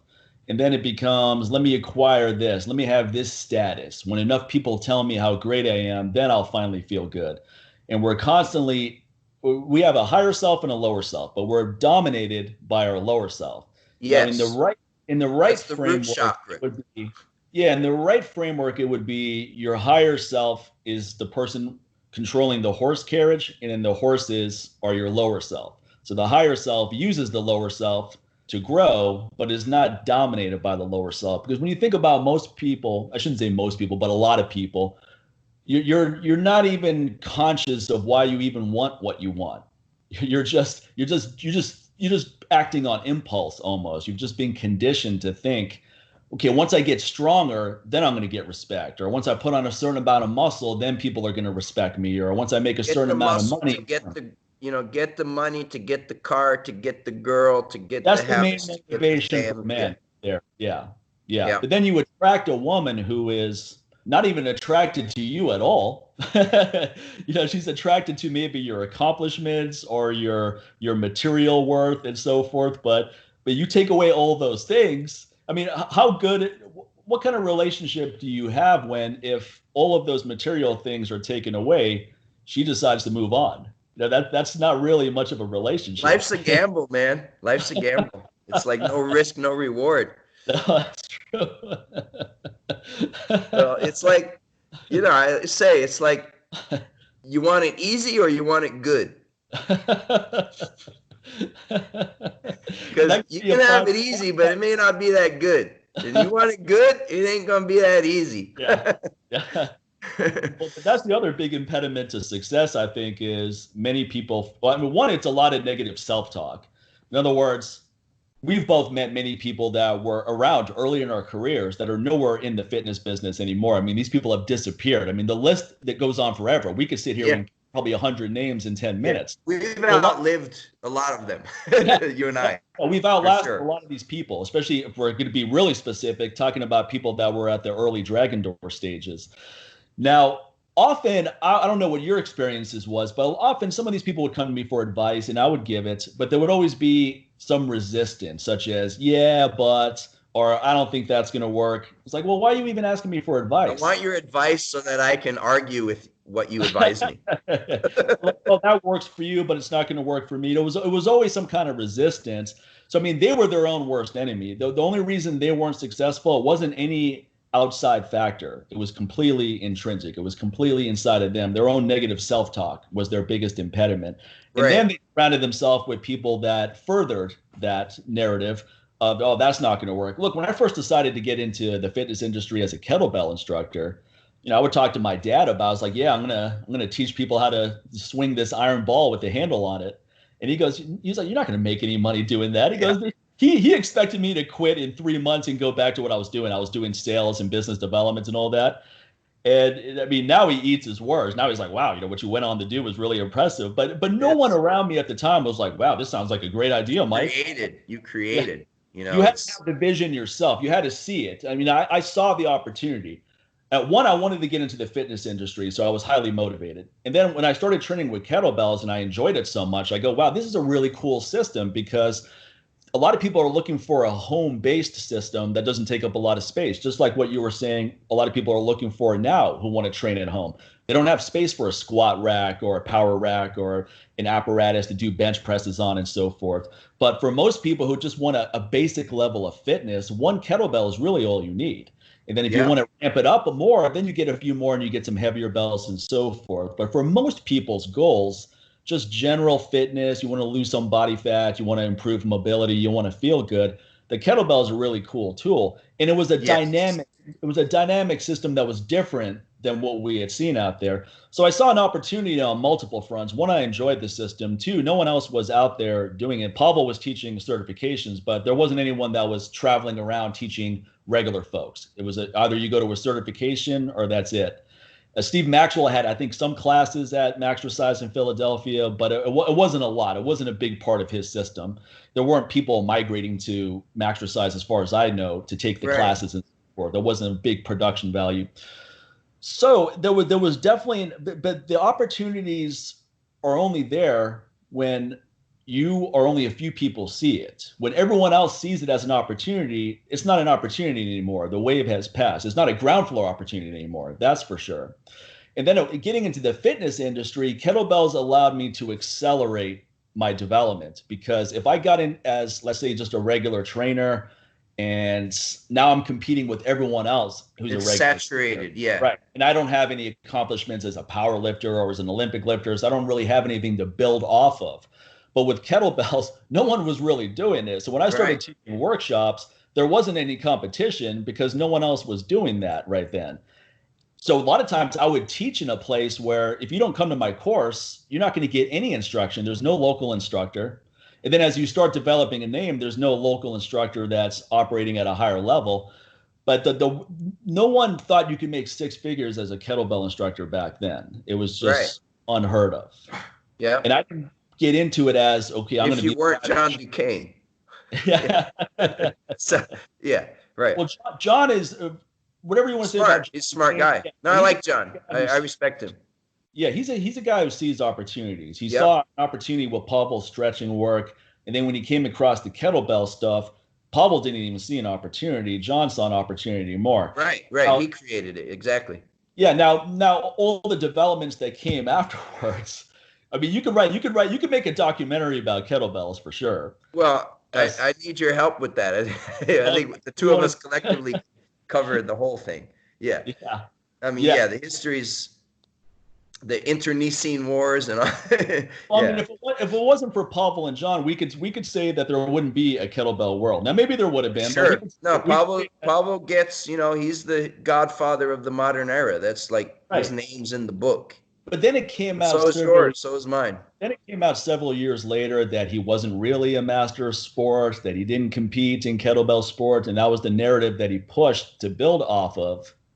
But by that point, he had his core followers. Yeah, They're that's going right. to It didn't matter. protect It, him. did, it They're didn't going to matter at all. protect him. Yeah. Right. And that's Yep. exactly what happened. But if it wasn't for the lie that was told initially, then maybe we wouldn't have gotten to where the more pure essence of the system started Well, I coming mean, out. and that exists in so many things, because it's Yeah. like the lie is always, it's the meek shall inherit the earth. Yeah. And, within the belief is the lie. Right. It's the be lie. So, it's the yin and the yang, the life and death are always dancing, always side by side, you know, the, the, the, the victory and the defeat. And, and if you look at other things, I mean, you look at who is the giant of personal growth, it's a very similar thing. Tony Robbins. Well, Right. Tony Robbins basically just rebranded the teachings of his teachers, who was Richard Bandler, and the NLP. Well, yeah. Yeah. So I Tony mean, basically repackaged Think and Grow Rich in a more emotionally driven medium. yeah, Because I've been to his events before, and what he does is he's a master of playing on people's emotions. I mean, he had massive amounts of people just crying from a guided meditation he put them through. He attracts a certain kind of person, and he knows exactly how to manipulate that person. right, And right. He is back to the courses and so forth. But it's there is sleight of hand, tricks of the Right. light, and all these things, and skillful manipulations of the human psychology. Right. And so you do have a common, but if you look at the foundation of it, you start to realize, like, none of this is original. This was just taken from this, but the marketing behind it resonates. It, Right. you tap into something that is the right time at the right place. So we can't really say it's bad, because like you said, okay, well, yeah, the resume a lot of it was fluffed up and it wasn't real.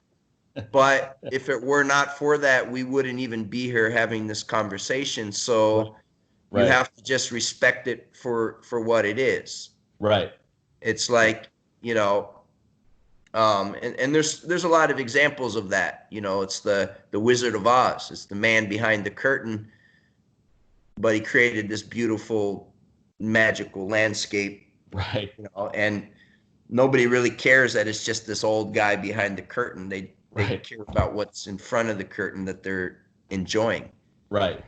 And some people care about that, but when you look back in time, it's like, oh, okay, the forefathers were all slave owners. These heroes were, and it's kind of like that. Oh, the guy who started it, maybe he wasn't the legit champion like he was promoting himself as, but he still served he was an instrument for change, and that's, it's the nature. It's like there's always these polar sort of opposites that exist within, death is side by side by life, and we don't see it. But it's right there, the shadow self, so really finding that balance, that's what we're seeking. It's not about the binary view of, oh yeah, this is horrible, or oh yeah, it's wonderful. It's more like, well, it's all part of the reality, and it's up to us how we are interpreting it. So it's like the rainy weather. I hate the rain.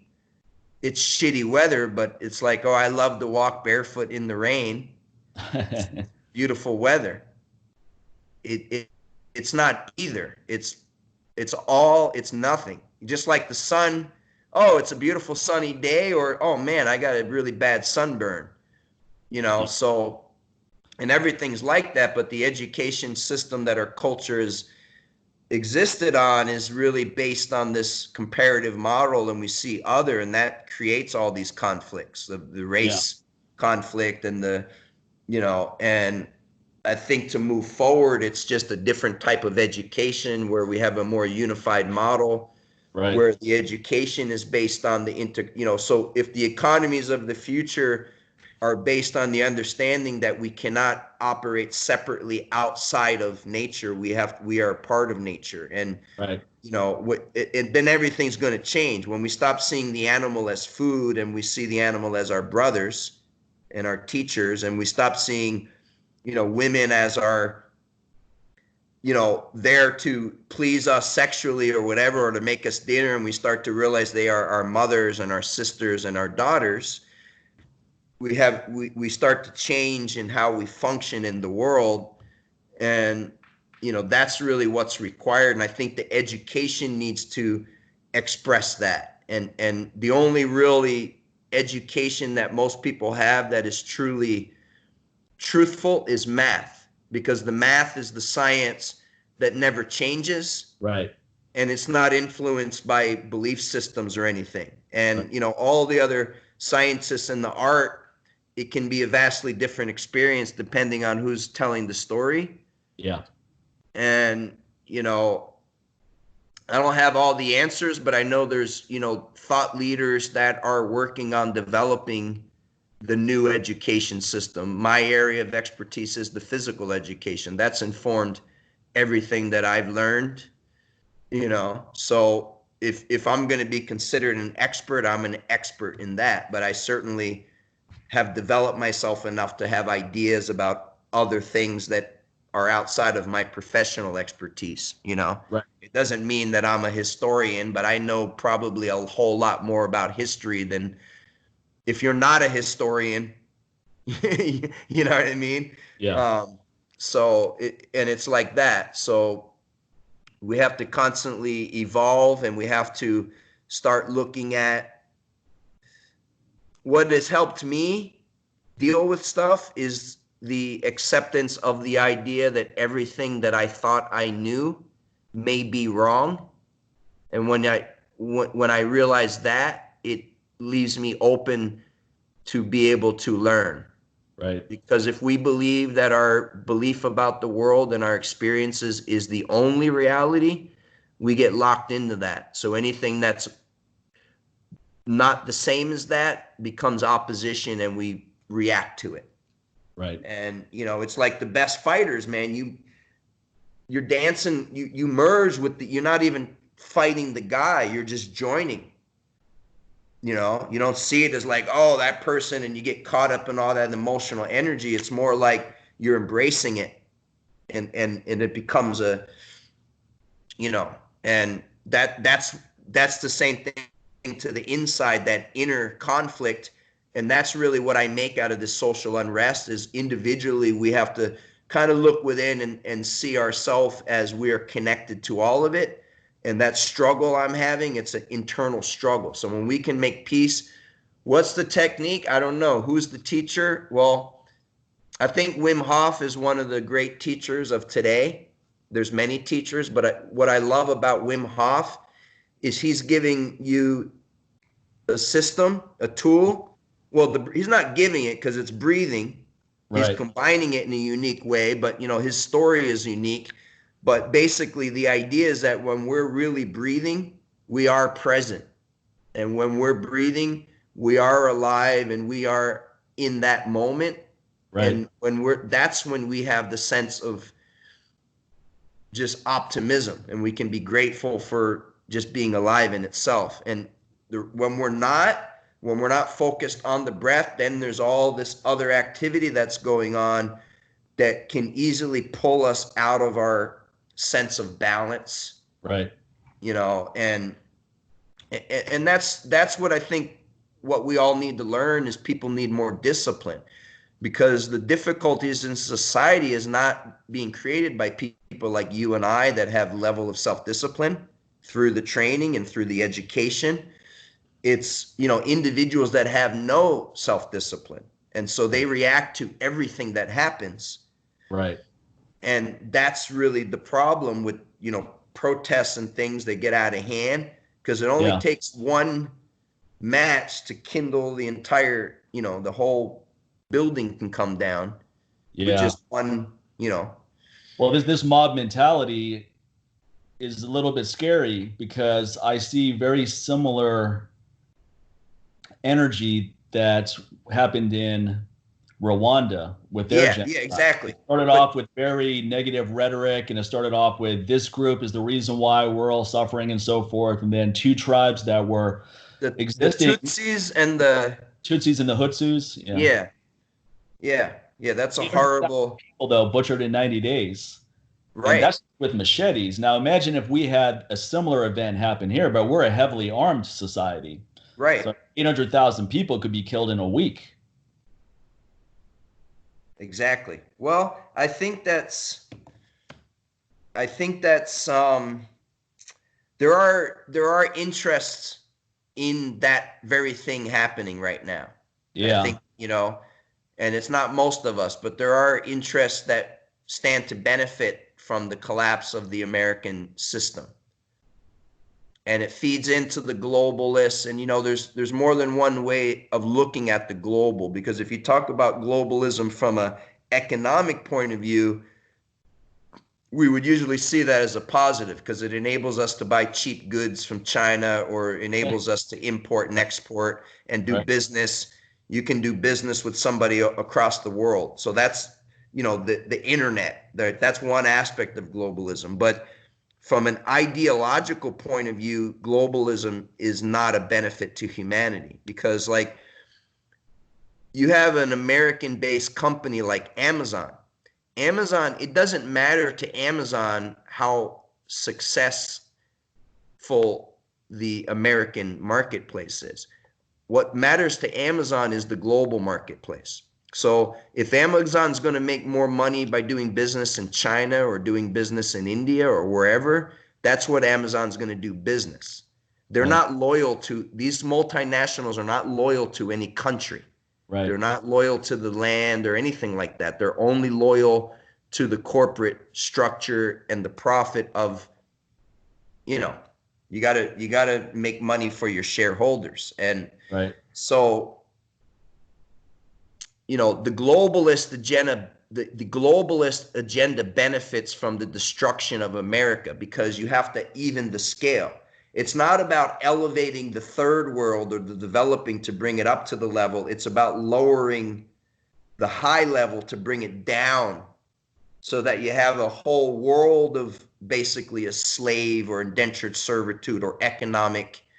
It's a form of economic slavery, and that would be the end game for creating sort of a civil unrest, to the point where it's like a civil war, to where now now the industries are shut down. We've been at home for 4 months, and now there's no money, and now there's no food, and now people are angry. So what's going to happen? Yeah, it is like Mad Max, right? And Yeah. so it's necessary to kind of be able to understand like what's behind this and what's going on.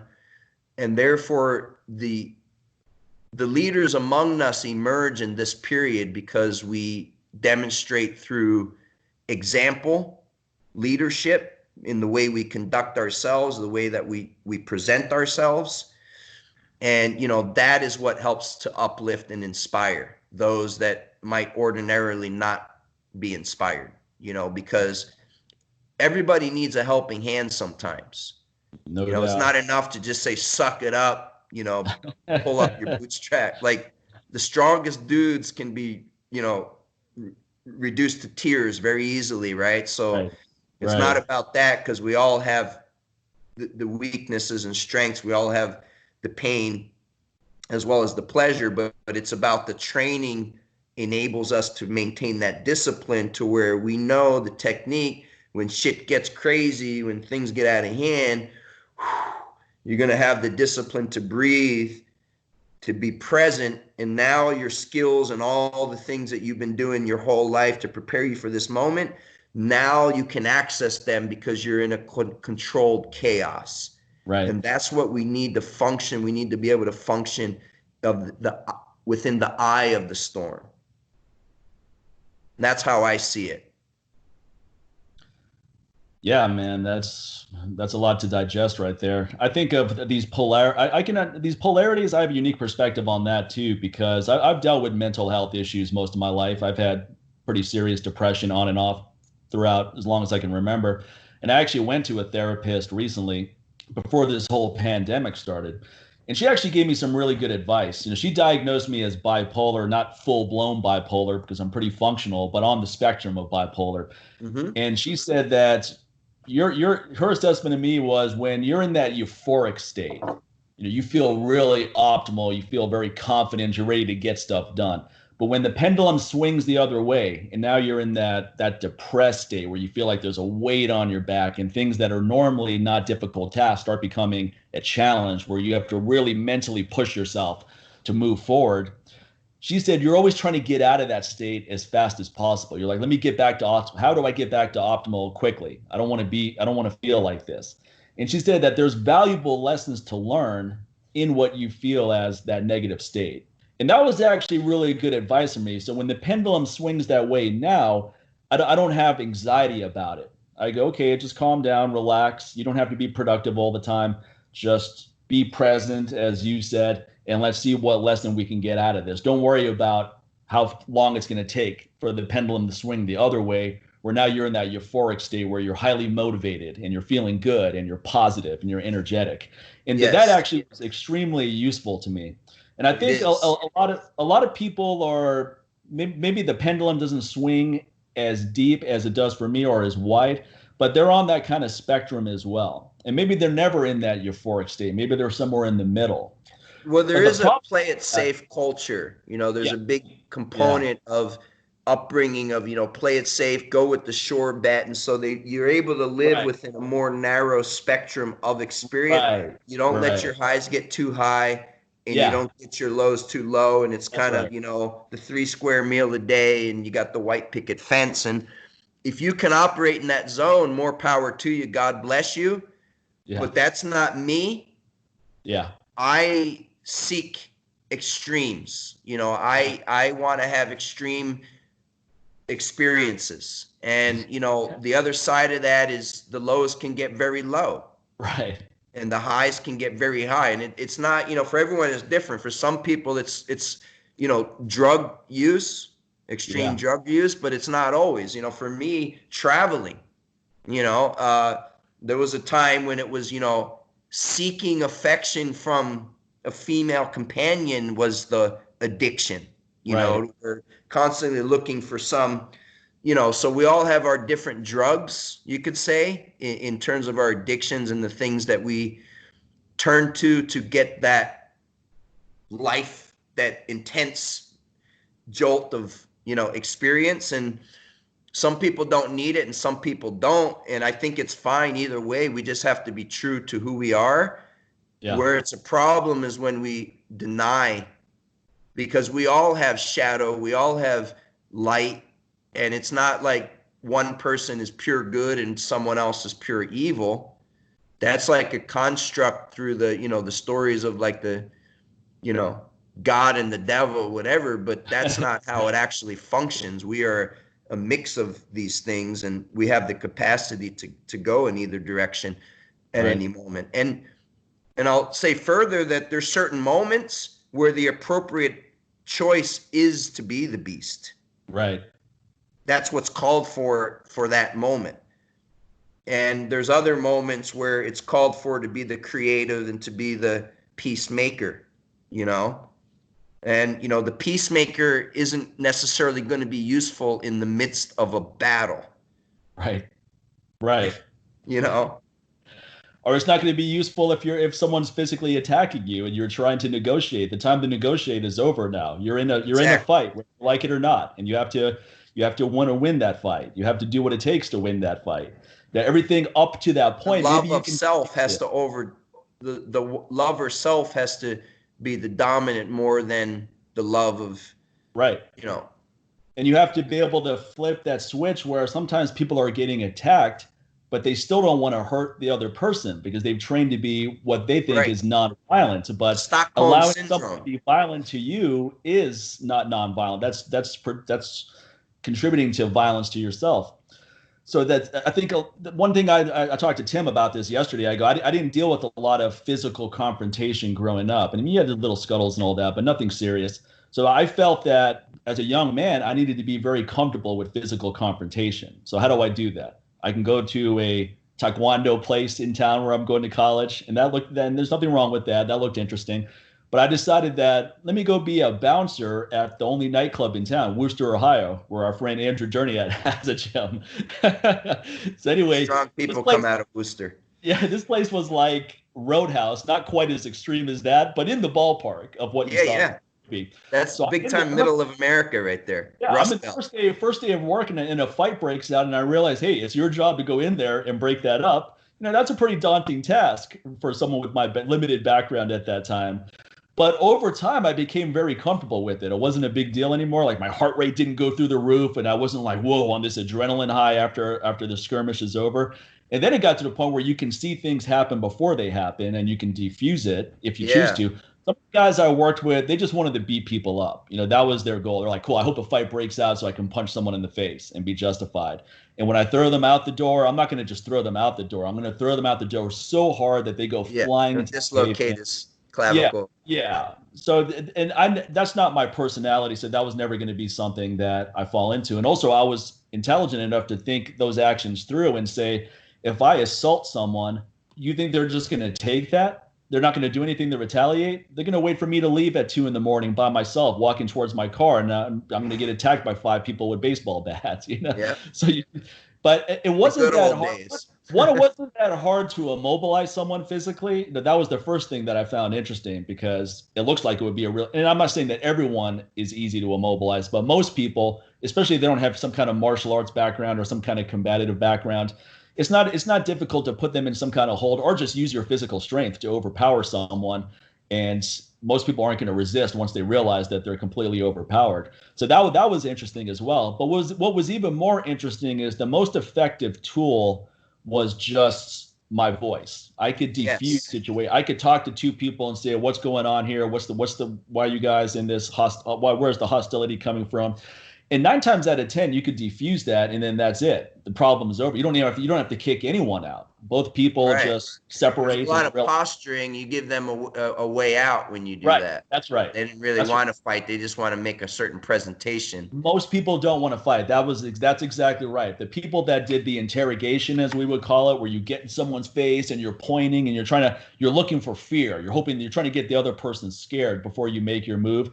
No Yeah. one wants to commit though. And then there were people that were fighters and they would just go up to someone and make their move. No announcement, no warning, nothing. When I Those were worked as a bouncer for a year when I turned 21 out here in San Diego, Bobby McGee's, um, almost all the fights it was related to a woman. It was related to women or a woman. It was yeah, either two women fighting and then the guys would get involved, or it right, was a fight over a woman. It was right. almost the only other one I can remember was once.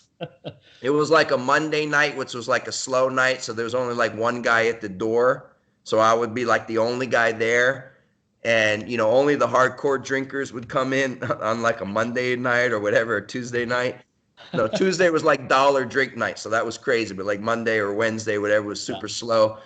There was one night where there was a bunch of off-duty cops or off-duty sheriffs that were there together drinking. And there was one guy in there that had recognized because one of them had arrested him. Oh wow. And he was like, fuck you or something like that. And the cop recognized him. So they all cornered him in the bathroom. He went in the bathroom and it was like these 15 sheriff off duty going into the bathroom wanting to. So I literally had to like keep them and like Wow. escort the guy out, but those are the kind of fights. It was, aside from that one, it was almost always about a guy wanting to posture to, be like a peacock. And yeah, you don't get highly trained people in those situations very often, unless they're really just a crazy person that are Right. like a guy like Lee Murray, who was a high trained martial artist that also liked to pick fights on the street. But, most of them are, disciplined guys and they're kind of keeping to themselves and, because you get that in the training. You're expressing that. You don't go out because you don't feel you need to prove a point because No, you know what you're capable of. Yeah, you know what you're Yeah. capable of. And you've been on Yeah. both sides of it. You've been on the side where you're winning, and you've been on the sides where you're getting your clock cleaned. So there's a Yeah. level of humility that anyone. I Exactly. haven't done a lot of jujitsu, but I've done enough to know, like, wow, this is pretty cool stuff. And Yeah. it's interesting how fast someone can immobilize me. I haven't done a lot of Muay Thai, but I've done enough to go, wow, I just got hit and that hurt. And Right. it's highly skilled. So there's a level. No one really knows.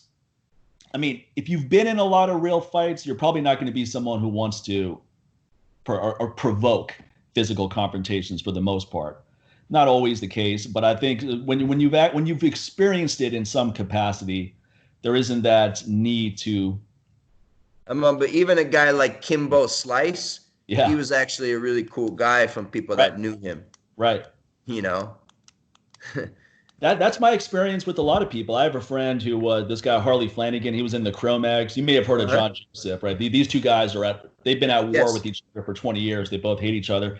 Anyway, I'm friendly with both guys, but I'm actual friends with Harley. You know, he's a guy I've known for a long time. And this guy's been through a lot of horrible things, a lot of abuse towards him. He was a street criminal for a while. He's done a lot of things that he regrets that weigh really heavy on him.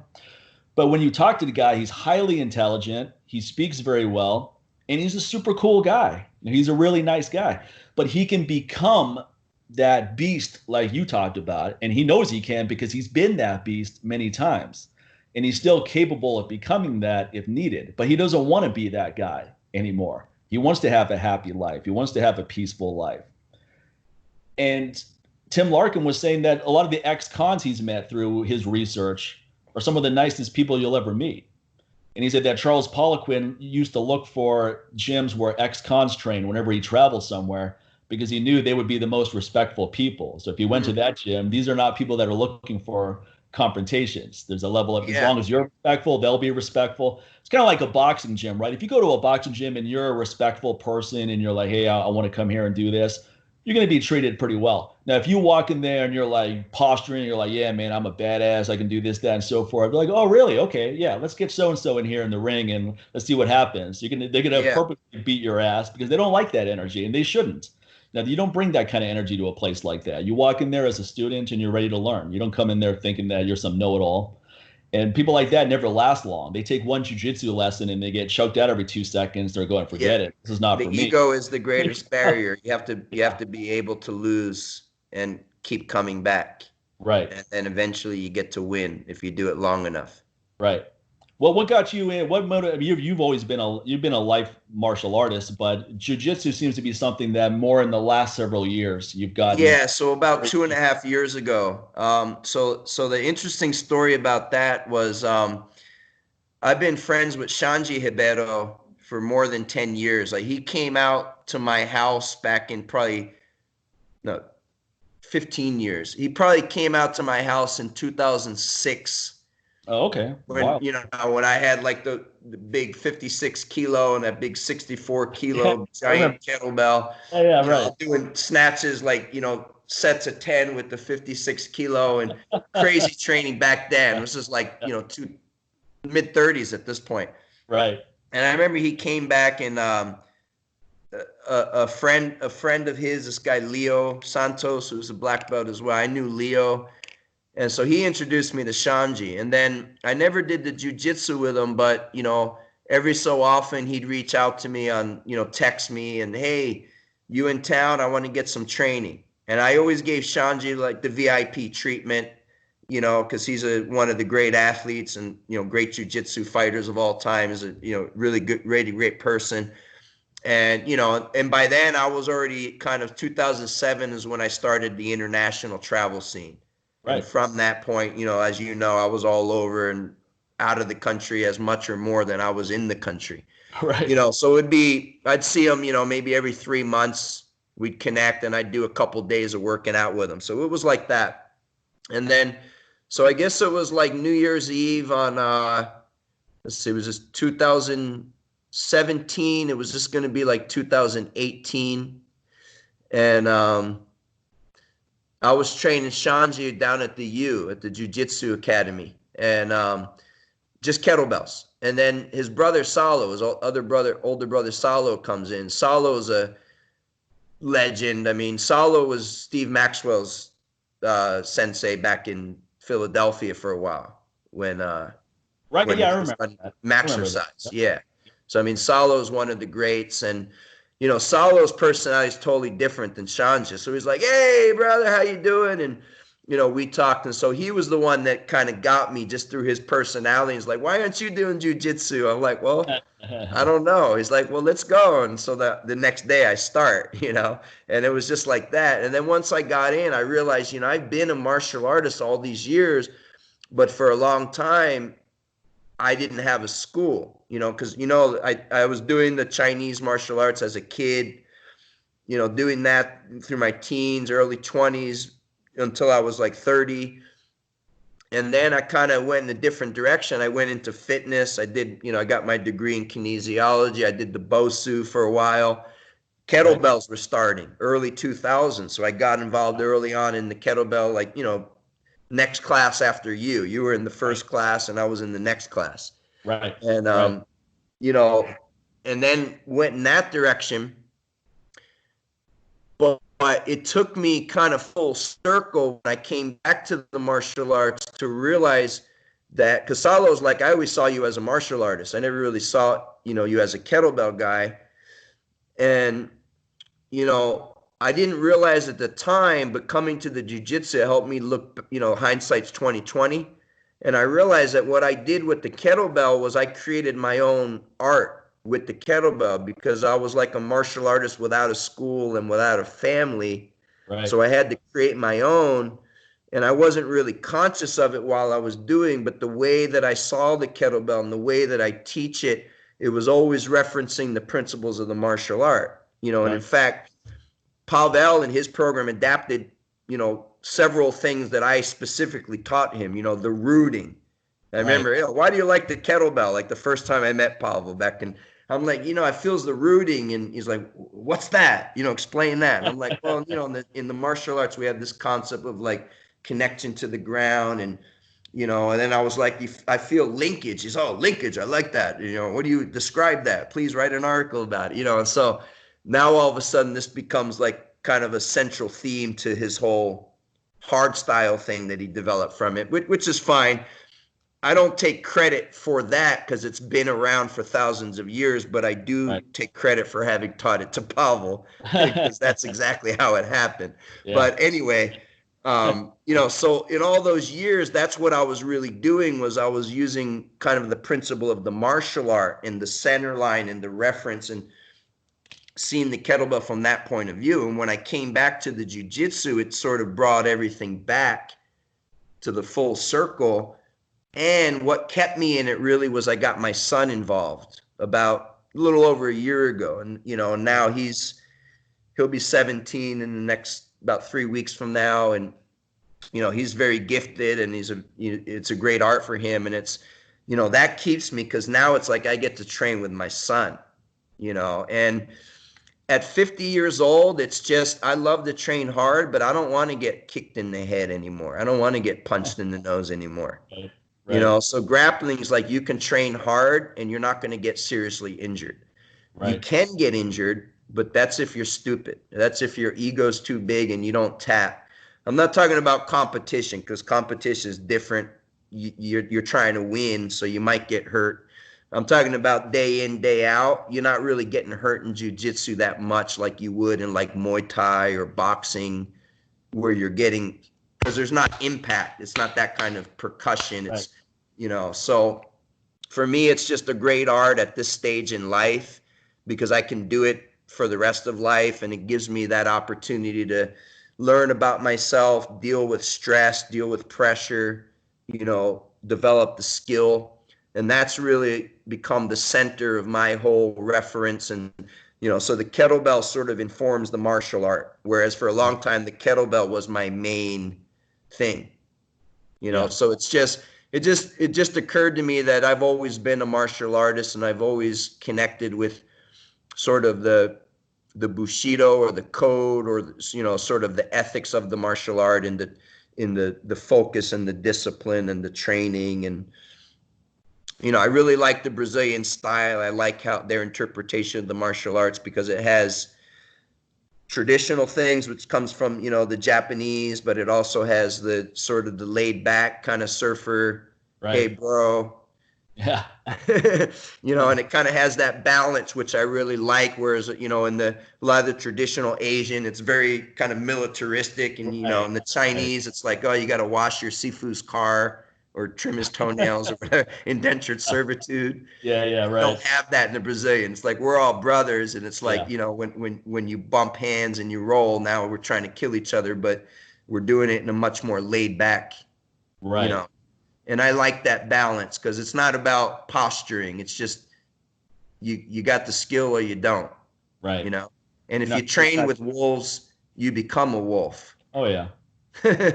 So Yeah, really, that goes with anything. Well, one of the reasons why there's so many strong guys at Westside is because they're training at Westside. In other words, exactly. the Louis Simmons system is incredible, but it's also the fact that you're around all these beasts, these super strong people. You're going to be the one person who's not strong? I doubt it. You're certainly going to be way stronger than you were. You may not be as strong as everyone else there, but you're going to be way stronger than you were when you started there. Just being in that environment.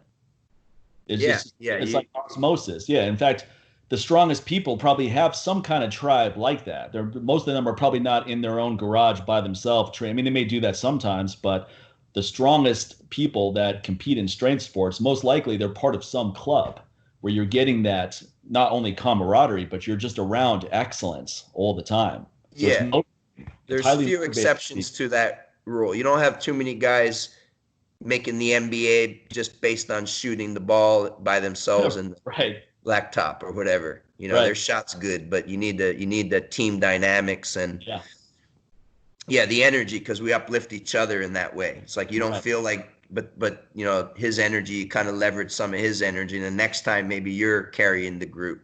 Right. And that's really important. It's the family, that family energy where you combine forces. Yeah.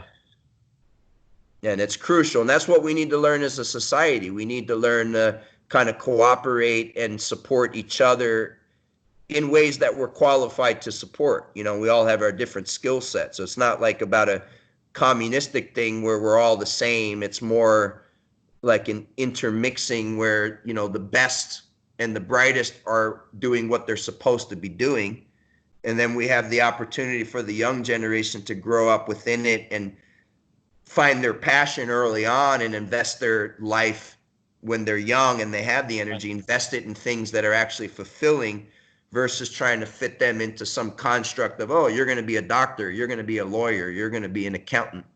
But I don't want to be an accountant. Yeah, well, do it anyway, Well, I think that's the education of the future, the models that we're going to be stepping into and having exposure to these types of opportunities. I ran into a guy at a Thai restaurant last week who's part of this. It's a tennis foundation for at-risk youth. So they teach them the skill of tennis. They get a lot of these kids into colleges and so forth. And he recognized me and we had a little stop and chat. And he invited me to come speak to these kids at some point as a motivator type thing. And at first I was going, I don't know what I would talk about. But then as I thought about it, I think the best message I can give anyone, but especially the youth, is the importance of following your bliss, having the courage to follow your bliss, because you're going to have all of these people, especially as a young person, your parents, your friends, uncles, relatives, other adults, they're all going to be putting in their input, and they may have good intentions. They're just coming from their point of view, which may be limited, and that's going to have a negative impact on you. And sometimes they don't have good intentions. Maybe they don't want to see you succeed. But you're going to have a lot of people trying to push you in different directions. And you're going to have the courage to decide, what exactly do you want to do? What is it that excites you? Because I was never a good student until I got to college, and then I got into religious studies. And then all of a sudden, I became super interested in that, and I would go way beyond the coursework and just do stuff just to learn more, not for extra credit. And then all of a sudden, I'm on the dean's list, I'm getting straight A's, and that was never something I cared about. It was just a side effect. So I learned early on, I'm only going to be good at, and more importantly, I'm only going to be happy doing something I really enjoy doing. And then after college, you're thrown into the real world. So it's like, okay, Mike, fantasy time's over. Now it's time to get a real job. Now, this is coming from my dad's a very smart guy, but I don't think he had the courage to pursue exactly what he wanted to do. He got into this world that was fairly easy for him to figure out, so he could make a lot of money without a lot of effort. And then he had the summers off working for the United Nations and all that. Yeah. So that was the trade-off that he made. So he's coming different from generation as well. They played it a lot safer in that. Right. But his father, my grandfather, was an entrepreneur. He started with nothing. He was born in a hut with no running water, and he went on to become a millionaire as a consultant and so forth. So I have these two different examples to follow. And my grandfather always seemed really happy when you spoke to him. He loved talking about what he did. And even after he retired, he would get on the phone and talk to people and do free consults and so forth. While my dad never talked about what he did. I barely know what he does, what he ever did. He's retired now. But when he was working, I barely know what he did because he wasn't passionate about it where he wanted to come home and talk about it. He came home like a lot of workers who was like, okay, no one talk to me. I'm going to go isolate myself because I need some time. Let me step away for 15 seconds. Yeah, sure, okay. Absolutely.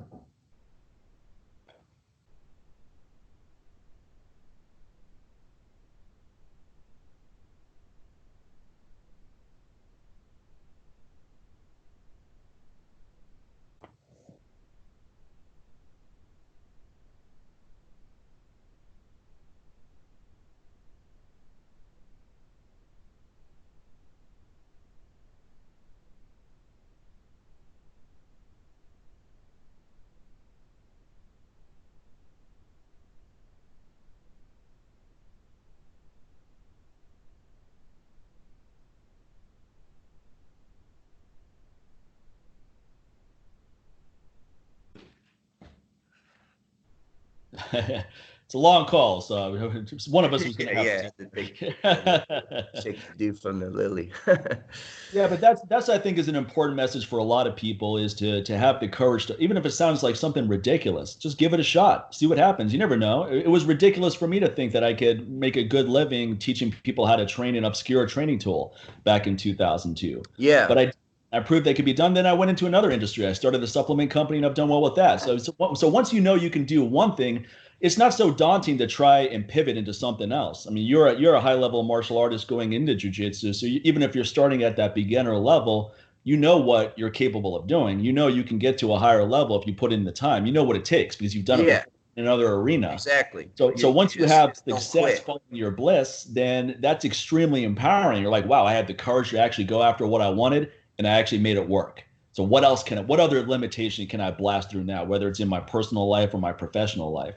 And then that's an important lesson because the worst advice we often get is you got to be practical. You got to pick a major that's going to get you a job. And that's the kind of advice I got to as well. My dad's like, what are you going to major in? I go, religious studies. And he's not a religious guy at all or a spiritual guy. So he's like, oh, you got to find something that's going to get you a job. And I go, well, look, it's either this or I just drop out and do something else because I'm not excited about anything else.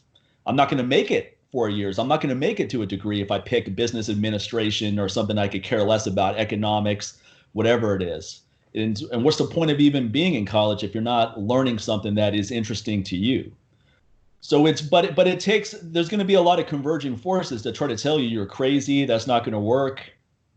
And no one knows what you're capable of except you. And you don't know what you're capable of until you put it all out there. Like you said, no risk, no reward. You have to put it all out there. Yeah. And I remember a lot of people that we both know early on, they would have these time frames. They're going, well, if this doesn't work out by this date, I'm going to move on. They're giving themselves 6 months to build a business. Like, just move on now. It's not going to happen that fast. The first couple of years, you should just try to stay in business. Your first year in business, your goal is to still be in business at the end of that year.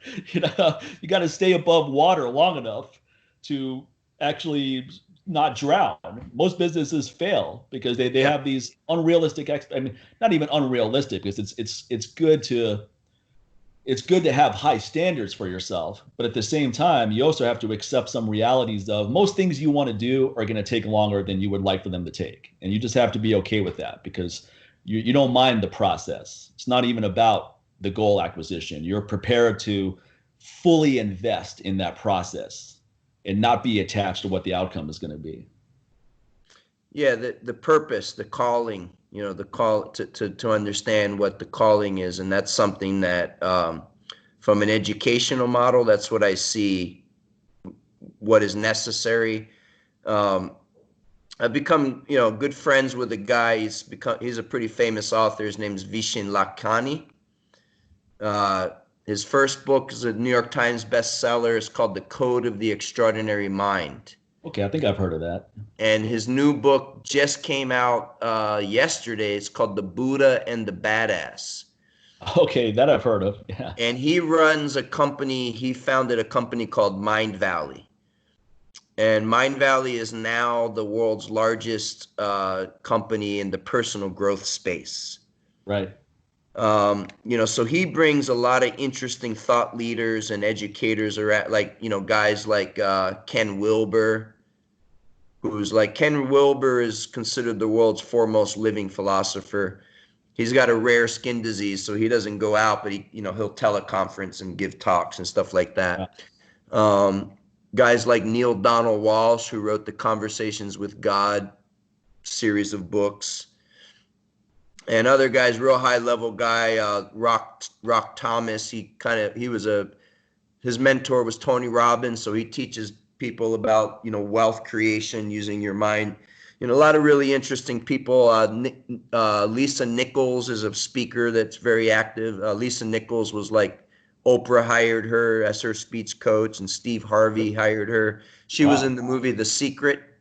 Yeah, sure.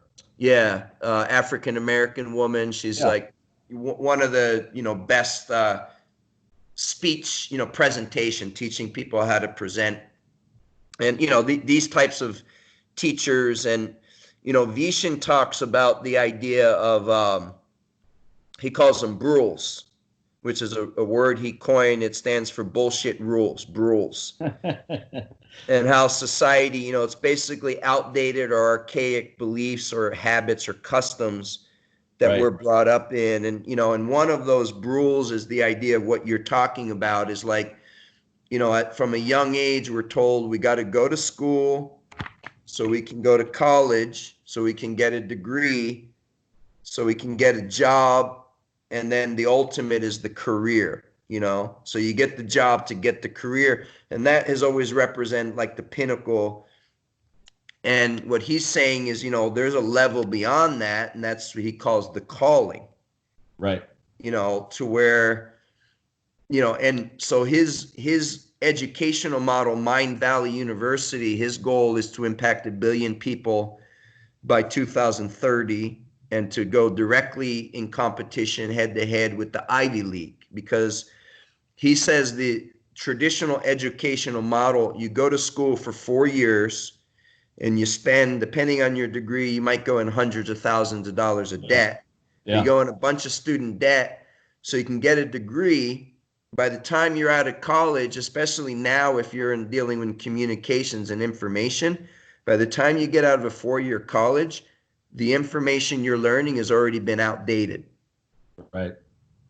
So 6 months later, it's all outdated, right? Yeah, if you're doing coding or any of this stuff. From 5 years ago, it's outdated now. So basically, the idea of his is it's a rotating campus. You go 1 month a year in some exotic place. The first year was in Barcelona, then they did the next one in Estonia, then the next one Amsterdam. They go to all these amazing places. It's a 1 month. You have the best teachers in the world that teach you about interesting things, and there's different themes each time. But so who better to learn about money from a guy that knows how to make money, right? Who better than to learn meditation from than a Buddhist monk? So he brings in this guy. I become friends with him. His name's Gilan Thubten. He's a Tibetan Buddhist monk.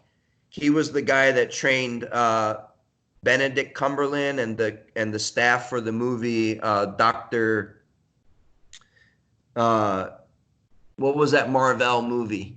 The one that was recent too. Doctor Strange. Yeah, Doctor Strange. Right, that was a good movie. So they were trained in like metaphysical meditation and stuff. Right. So this Buddhist monk, they brought him on to basically train Benedict, who was the main actor, and then the main stars of the movie. I never saw it, but so he brings this guy and he teaches us about meditation, about compassion, meditation, forgiveness, So that's kind of the model. You bring in teachers, people that have, devoted their life to these particular topics. You learn from them. And now you have breakout groups, you know, so you get amazing people. It's like, oh, you're a kettlebell guy. Hey, well, at 5 o'clock, we're going to meet and we're going to do kettlebells at the park, or we're going to do kettlebells at my Airbnb. And, you know, so you have these breakout groups. You can bring your whole family. You can make lifetime relationships. And then, hey, I'll see you in a year in some other cool place. Yeah. And the thing about it is you're learning things that you can use right away. Right. And, you know, so the idea is with children and the new generation, we expose them to different things so that they can have ideas like, you know what, I want to be an artist. I want to be, you know, a kettlebell guy. I want to be, you know, whatever it is. It's not fitting into the conventional job career. It's your purpose. What is your purpose in life? Right. And if we can get the young people to identify, now they can spend those 40 or 50 vital years that they have actually working in the space that they should be. What we have now is we have people that they're doing things that they're not happy about and they're lost when they're young. And then they get to an age where maybe they're 50, 60, they finally know what they want. And now they're too tired to do it. You need the people that have the energy, and you need to match the youthful energy with the broad expanded consciousness, where now when you're 12 years old or 16 years old, you're actually working in the field that you're supposed to be working in, that actually brings you happiness, that brings you satisfaction, you know, and you're making money doing it too. You know, it's not like you have to make money doing something that you hate. No, it's one of the best feelings to actually choose a career you're excited about and make a good living doing it. Yeah. It's just amazing to be able to. So the schools of the future are to prepare the students for that. It's like we're going to identify, we're going to expose you to a rich curriculum of things, and then you get to, oh, you know what, I like this, or I'm interested in religion. Well, you can learn it. I like language. You can learn it. I want to learn physical culture. You can learn that. You know, you want to learn meditation and yoga. You can learn that. You want to learn, you know, whatever. And just having that broad.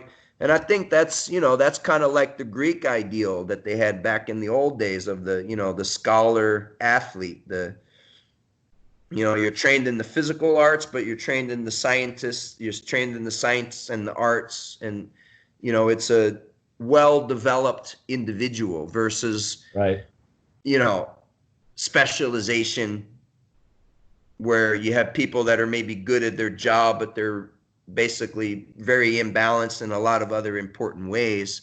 Right. Because they're not being exposed to the education to be able to, you know, and it's like, if you have a school and you don't have physical education, that's a shitty school. Yeah, 100%. You know, just as one example. Yeah, it's so important. Anything you want to achieve mentally, you have to have some kind of physical development to fuel that, and vice versa too.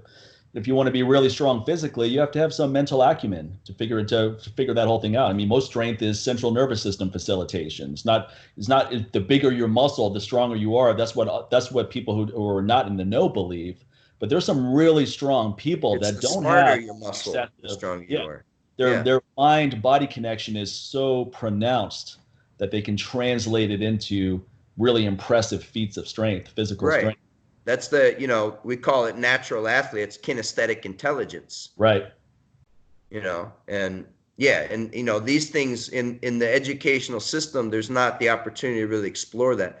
Yeah, if you're a natural athlete, you get identified and then you get pushed in that track because it's for entertainment purposes. But, you know, we don't have the ability to actually cultivate that. I think martial arts should be a part of every curriculum, some level of martial arts. You don't have to be a lifetime, but you need to have some exposure to that, everyone, you know, and there's certain core excellences that, you know, people should be exposed to. So I think that's really where society is moving, is we're moving to a more integrated society, a more holistic society, where we're able to develop citizens that are well-rounded citizens, you know, that have physical, that have emotional, that have mental, that have intellectual development. Right. You know. Right. And I don't think we're going to be able to find that in the, you know, instead of reinvesting in the broken system and thinking that it's going to somehow magically fix itself every 4 years, we should identify that the system is fundamentally corrupted and broken, and we have to create the new infrastructure. We can't keep existing. We can't have new ideas existing in outdated infrastructure. I think there's some opportunities now for, without destruction, you don't have any level of creation. Creation is usually very chaotic. We just look at the creation of the universe. It was chaotic. Yeah. Violence. It was intense. So I think we're at this intensity peak right now, where there is an opportunity for some new foundation to emerge, a new paradigm shift. It can definitely happen right now. Yes, it is happening. Yeah, it is happening. It is. This year has been a crazy year on so many fronts that something has to come out of all of this. Right. It's either a technological advancement that is so instrumental, which is one, I can foresee that as a possibility.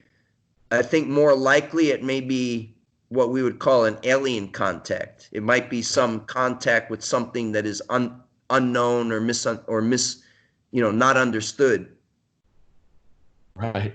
Potentially that could be what it will take to shake us out of this and wake us all up, because all of a sudden it's like, oh, none of this other shit matters anymore. I don't know. I'm just all unified now.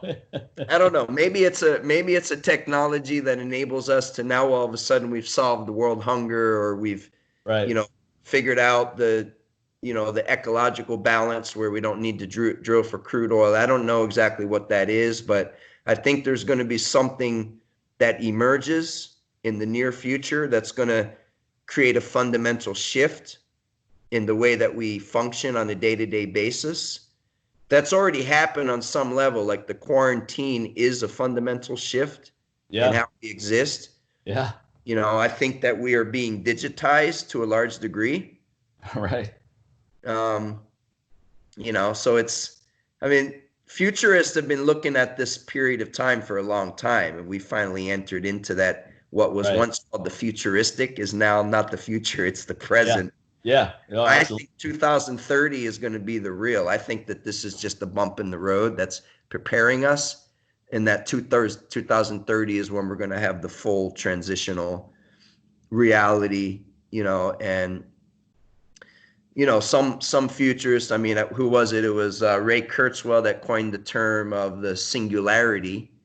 Yeah. But there's other guys. There's guys like Peter Diademes with the X Prize, and there's different thought leaders out there. Guys like Elon Musk on the technological side, and there's others that are unknown to most people, but they're doing amazing things, and they have amazing mental capacity. To where now we've discovered a way that's going to all of a sudden create more creature comfort for more people. And, maybe we found a way to bring clean water into India. I don't know. It's all of these things, but because we're at a point where like the power structures are wanting to hold on to the old way of doing because they have the power and they don't want to let go of it. But that old way no longer serves humanity. Right. And so you and I and everyone we know, we're not benefiting from keeping things in the status quo. Right. And I think that we're seeing the outlash and the correction of that, where the masses in general are feeling that. And that's why you're getting these revolts and stuff, because it's like people are not satisfied with more of the same. People want fundamentally different. And the leadership so far has not been there to show the way. Right. And we're looking at the wrong people for leadership. Right. We have false idols. Yeah. And, we need to create that within ourselves individually and then collectively. And, this is one format, is putting these talks, because you never know, we may not get 1 million views, but maybe it'll be one very important view. Yeah. And that will facilitate something.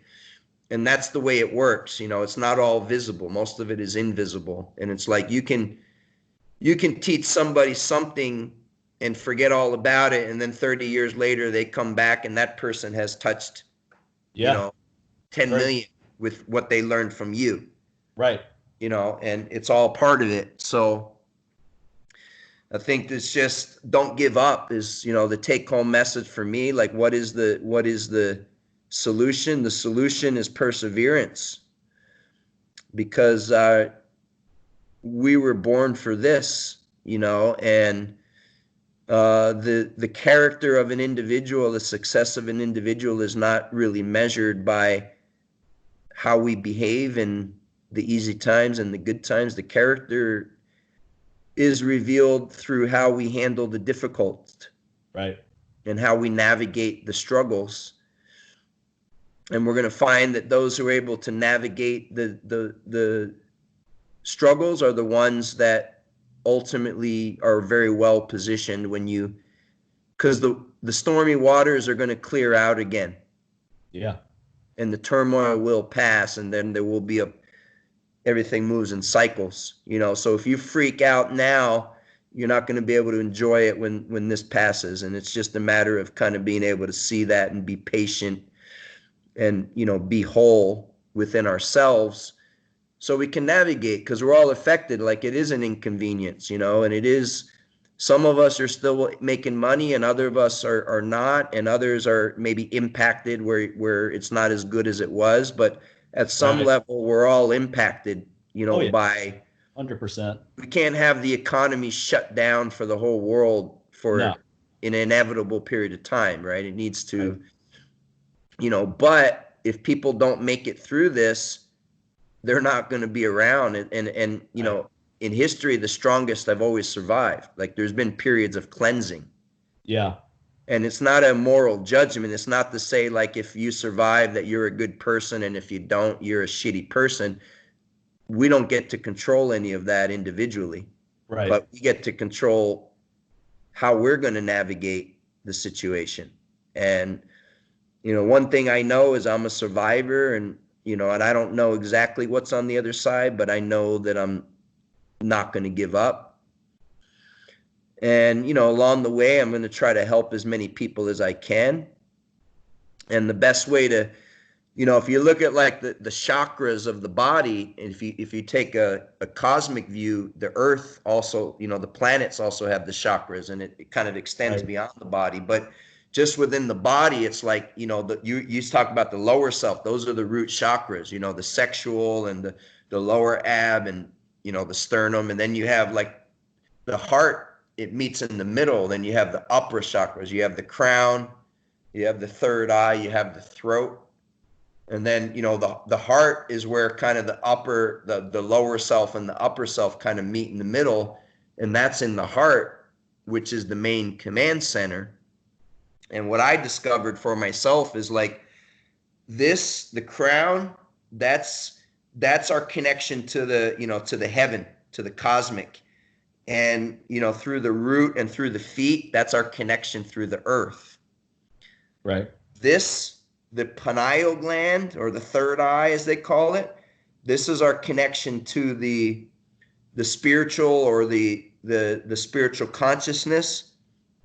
The heart is our connection to the love.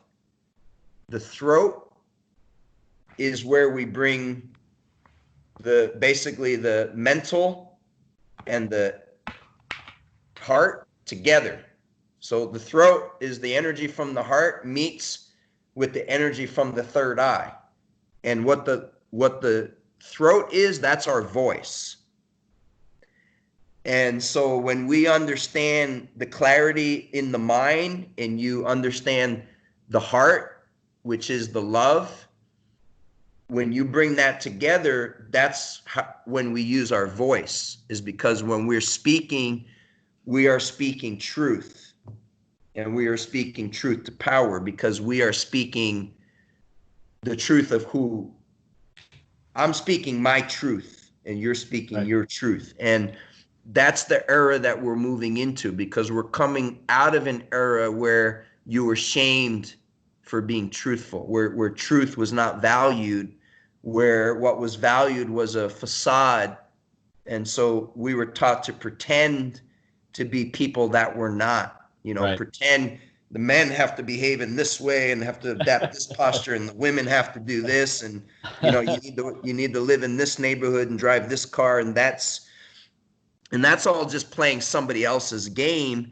And Right. now we're in an era where people are like, you know what, I am what I am, and this is who, and you see more and more people just opening up, and the podcasting and all that. That's just an outpouring of that whole phenomenon, I think. Yeah, it really is. Because you have people that are recognizing, and it's like, it's not about comparison. It's not about, oh, I'm never going to be as strong as that, Klokov, or I'm never going to be as good of an athlete as LeBron James, or I'm never going to be, whatever. I don't have as many social media followers as that person. Right. But the thing is we all have our own unique experience, and we all have our own unique story, and we all have our own unique lessons. And when a person can find that and accept themselves for who they are, then what's going to happen is your personal story, your personal struggle, and your personal lessons, when you start sharing that, that's going to create a salvation for someone else. Right. And you may not even know who that person or what impact, but it has that impact. And that's how we change the world. We change the world by people kind of stepping into what their purpose is, and living according to that and sharing that. And the more one of us does that, the more other people are going to feel able and be accepted to do the same. And the world's that changes everything, because now, we're not living in fear. We're not living out of desperation or scarcity. We're living out of this energy where we're these creative forces. We're creative as individual. And when we come together, we can create a larger, even bigger pie, so to speak, because we're combining forces. Right. And, I'd rather have, 4 guys that are, actualized individuals. I would take myself and 4 other guys that are actualized, that know who they are and know what they're here to do, than a mob of 10,000 knuckleheads that have no clue and are just following, because they have no power. Their only power is just the mass of the energy, and they can move, but there's no actually focus to that. And so it doesn't have any creative force at all. It can only be a destructive force. Right. Whereas you can have a very small group of very powerful people that are focusing their power, and you can shift the global market, with a phone call, or with a press of a button. Right. And it's, that's the whole Think and Grow Rich. The ultimate of that is not just about making money. It's about manifesting, right, creating the reality that you want to exist within. And we create that so we can't have peace in the world when we're at war with ourselves. Right. And so yeah, it's amazing. It's amazing time. I'm super curious about what's happening, and I think a lot of what isn't being talked about is, there's some high level people that are now having to be accountable for some of their behaviors, and that's not being broadcast. Right. It's not being. Most people don't know that Hillary Clinton had to testify in front of Congress, or she had to answer inquiries in front of a congressional hearing, and then the judge deemed that she has to stand trial in September. Most people don't know that. That just happened a week ago, I believe. That happened the day of the Blackout Tuesday. Right. So everyone was putting up those black squares, not knowing, meaning well, because it was a solidarity thing. So it was done with good purpose, but not knowing that fucks up the whole algorithms, and it confused, because Facebook and Instagram, all this works on algorithms. Right. And that determines who sees what. And, so people are blacking it out. That's messing up everything. There's information that's not getting through. And while everyone's posting those black squares, meanwhile, most people aren't finding out news that is actually, important news that impacts us. Right. So I think that there's a lot of shit going on. There's a lot of there's like wars going on in different factions of government and stuff like that, you know, and Trump's in a overt war with the media. That's just one example. Yeah. And that's why Trump is, you know, constantly saying crazy shit, because he says right in front of you, it's fake news, right? So, and I'm not saying I'm a Trump supporter, or I'm not taking any side on that, because I don't like any of them, but I'm just saying that if you just step out and look at it, if you understand that he's saying it's fake media. So if that's his position, he's not going to give anything to them. He's going to be adversarial, because it's like, if I know you're bullshit, if I know that no matter what I say, you're going to take a sound bite and you're going to edit it so that it comes out the way that you want it. Right. And I know that, then I'm going to stop saying anything. I'm going to stop giving you anything that you can use. Right. Because I know you're just going to use it to your favor, and you're not going to present it in the way that I was intending it. Right. So, you know, there's like these wars going on within the government of different factions that are against each other, and all that is not, you know, out in the open. That's hidden from the eyes, you know. And but all of these things that we're experiencing on a daily basis, it's all connected to that, because, you know, it's better that quarantine means that, you know, that in the quarantine there's not going to be kids going to school, and there's not going to be people going shopping at the mall. So you're not going to have these, you know, incidences like in Vegas. You're not going to have Sandy Hooks. Like, if no one's in school and no one's out in public, you're not going to have mass murders and shit, right? So you can't direct the narrative to that. Right. You know, so there's other stuff going on. There's hidden things going on right now in the world. And I think that, you know, I don't know how long it's going to take, but we're going to come out of this. And I think the world we're going to step into, it's going to be a very different world. I think so as well. And for me, that's a positive. That's a positive, because there was a lot of things that were not being accounted for, evils, you could say, that need to be accounted for. So the day of reckoning is upon us. And, you know, that's why I say perseverance, and like, we have to choose like what side of history we're going to be on. And none of us know always, you know, what's the right decision at every moment, but we do have a choice to listen to that inner guide, you know. And most of us kind of know, like, we know that, I think everybody knows that like murder is not okay, and pedophilia is not okay. And, you know, there's certain things that, unless you're completely crazy, there's certain behaviors no one's going to justify, you know. So we need to live in a world where we don't have so many hidden agendas functioning in the shadows. We need to come out of the shadows, so to speak, lay everything out. And, you know, America, we do have a correction, because we've built a society that's very much based on idolatry and idol worship. And we're a celebrity society. And that's not the way forward, man, because we can't look to Jay-Z and Oprah to give us the answers of how, you know, we need leadership to emerge from the grassroots and create a whole new political system, a whole new economic system, a whole new educational system. You know, and I see that happening. It's happening, but it never happens fast enough. You know, it happens slower than what the eye can see, so it looks like nothing ever changes. But it does change, because all you have to do is look back 50 years and see the progress. You know, 50 years ago, or you know, 60 years ago, you couldn't ride in the front of the bus if you were dark skinned. Yeah.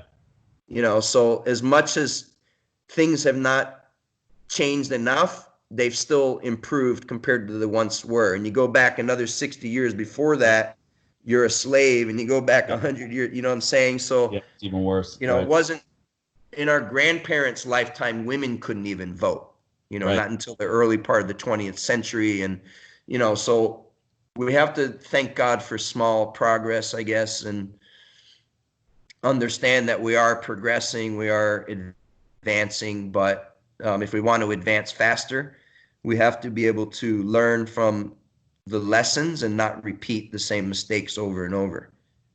And so, you know, like Brewster Million said, vote for no one, because, you know, I'm not going to choose between diarrhea and constipation. Like, I don't want either one. You know, neither one are much fun, especially when you're traveling. Especially when you're on a 14-hour flight somewhere. That's not pleasant. Yeah. Well, hey man, this has been awesome. Great discussion. I'm really enjoying doing this medium. This is something I just came up with because it's awesome. Sincere and I are still doing the podcast, but he's busy moving to a new place right now. So we got a couple of weeks where we're not going to be doing an episode. And this is something I wanted to do for a while. And then I said one thing about I've had a good amount of time on my hands as well, just like everyone else during this pandemic. So the creative idea start flowing. And I go, let me just get this thing going. I know enough people. You need to get Joe Rogan on your show.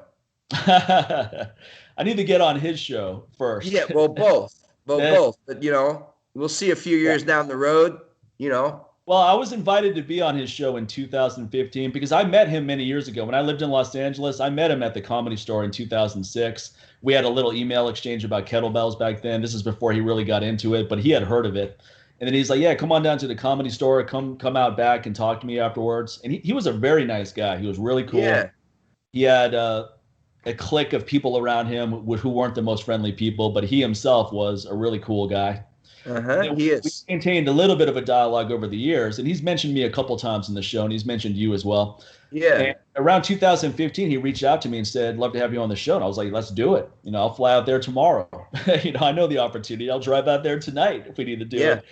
And we went back and forth for a while. We couldn't iron down a date, and then it just evaporated. It just went into the atmosphere. So who knows? Yeah, similar. I've had a lot of these close but no cigar moments in my career where something big is about to happen and then it just evaporates. Well, the recent one, actually, I had forgotten all about it, but then I remembered when everyone was talking about the Game Changers, because you connected me with the James Wilkes, who was the director. And I remember back then he had talked to you about, like, when he was gathering data. And I met him when he first came up with the idea. It was at the you had connected he and I by email. We had a few emails, and he was talking about James Cameron's going to be the executive producer for this. Right. That was like 4 or 5 years ago, like 5 years ago. 2011, I think, is when he first started talking about this idea. So it was so maybe by like 2013 or 14 is when. Then they started making some progress. They started. When I had those emails with him, maybe 6 years ago. And, you know, it was a similar kind of thing where it was like, you know, we never kind of, I was, I think, in China at the time or something like that. And wanted to film you for the movie? Is that what you're talking about? To interview me. Yeah. And you had actually referred him to me.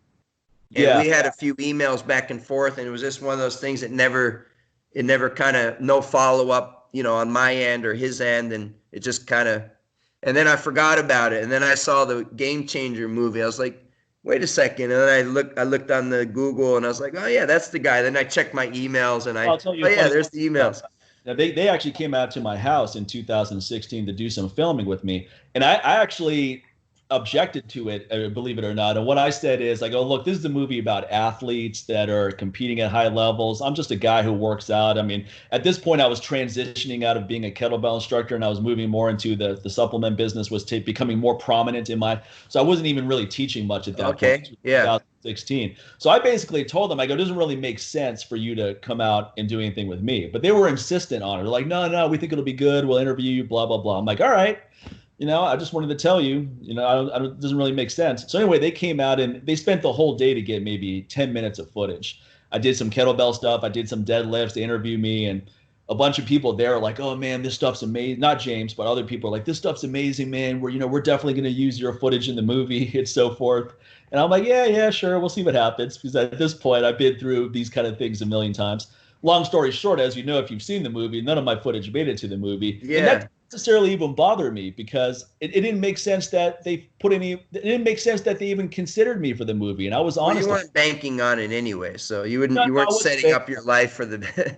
No. I'm going to be in that movie, and it's going to, change my life. In your case, it makes a lot more sense because you're a very well-known kettlebell instructor. And they could have come out to one of your courses and done some footage, and you've worked with a lot of people over there, so that made sense. But with me, it was That's probably when it was when you referred them to me was probably right at that same time, and like if they came to 2016. me around 2012 or 13, it would have made a little bit more sense. But by 2006, Right. go look, I'm not even teaching courses anymore. I'm Yeah, just I remember that.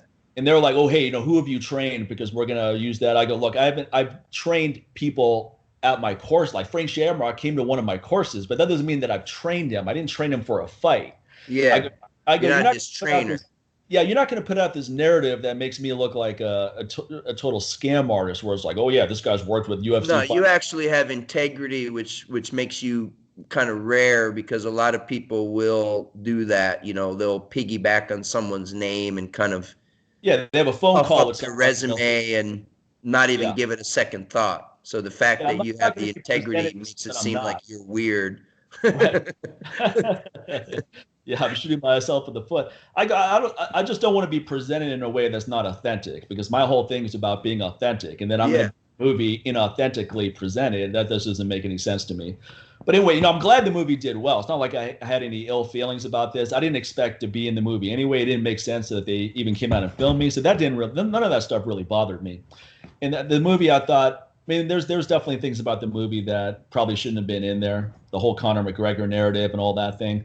But overall, I thought they did a really good job, and I think James yeah, is I a thought smart they guy. did. I ended up seeing Great it, and I job. thought he did a good job as well. And apparently, he redeemed himself well on Joe Rogan. I didn't He did a watch. great job there. Yeah, I watched it. Yeah. He was really good. He reminded me of when I defended my senior thesis in college. He knew the subject matter so well Mm-hmm. that, and he was able to convey it so effectively. I thought he did a really good job. But I like James. James is a really cool guy. He's a great guy. Awesome. I'm glad the movie was successful, and I hope whatever he goes on to do next is successful as well. He's a really good guy. Yeah, Yeah. but what happens? At this point in my career, I'm happy with the success I've had. So I'm not looking for notoriety. I'm not looking to make the rounds of all the big podcast shows so that I become a podcast celebrity. Things like that are not really that meaningful to me. I'll do those things if the opportunity presents itself, because I think I can put a lot of value out there. But it's not necessarily something I'm pursuing or trying to come up with some clever way. Yeah. Right, right. Yeah, you have a lot going on, and it's just, you let the universe do its thing, and if it's if Right. it's if it's part of your destiny, it will occur, and if not, that's you didn't lose anything. You're Yeah, still. that's the way I look at it. In the meantime, I'm focusing on what am I going to do? What am I prepared to do? What can I do every day to further whatever agenda I have? Yep. And that's what I have control over. I have control over doing something like this. I can say, hey, let me start talking to my friends and having good conversations. That's what this whole thing's about. Yeah. Then build it out from there. And like you said, if maybe one person watches and they go on to do something amazing. So whatever your message is, I think it's important to put it out there. I mean, It assuming it's a is. positive message. It is. Because it doesn't matter how many people you influence with it. If you influence 1 million people or you influence one person or 10 people, it was still worth your time to put it out there. So I think that in the Bhagavad Gita, it's all about you have a right to your actions, but not the results of your actions. And coming Hmm. from a Western mindset, that's a very hard thing to conceptualize, because it's all about the results. The only reason you act is for the results. It's all about the results. But in Eastern philosophy, or at least in Hindu philosophy, it's you have a right to the actions, but you don't have a right to the result or the outcome or an attachment to it. But the thing is that the more excellence you put in the process, the better the results are going to be without you being attached to it. So that there's an important lesson there. And it's as Yes. I get older, I understand it better. The first time I read it, I go, that doesn't make any sense. 5 years later, it started making a little bit more sense. Now it's starting to make a lot of sense. So it's going in the right direction. Yeah. Man, this has been a great conversation. I Thank you appreciate so it. much, Mike. Really good, Yeah. man. Yeah, Awesome. I enjoyed Glad you this a lot. started this. Yeah, I enjoyed this a lot. So everyone knows who you are. I don't even need to say your website, but it's ikfff.net. If people want to check out what you have going on, you're on Instagram. You post a lot of great content and a lot of clips. I'll put your handle there, but I'm pretty confident that everybody who watches this knows who you are. So we don't have to worry Cool. about that too much. Hello. Nice to see you all. Well, I appreciate it, man. Let me hit the stop recording here just to make sure, because the Skype is interesting. If you end the call without pushing stop recording, you don't save anything. So I'm always very cautious at this moment to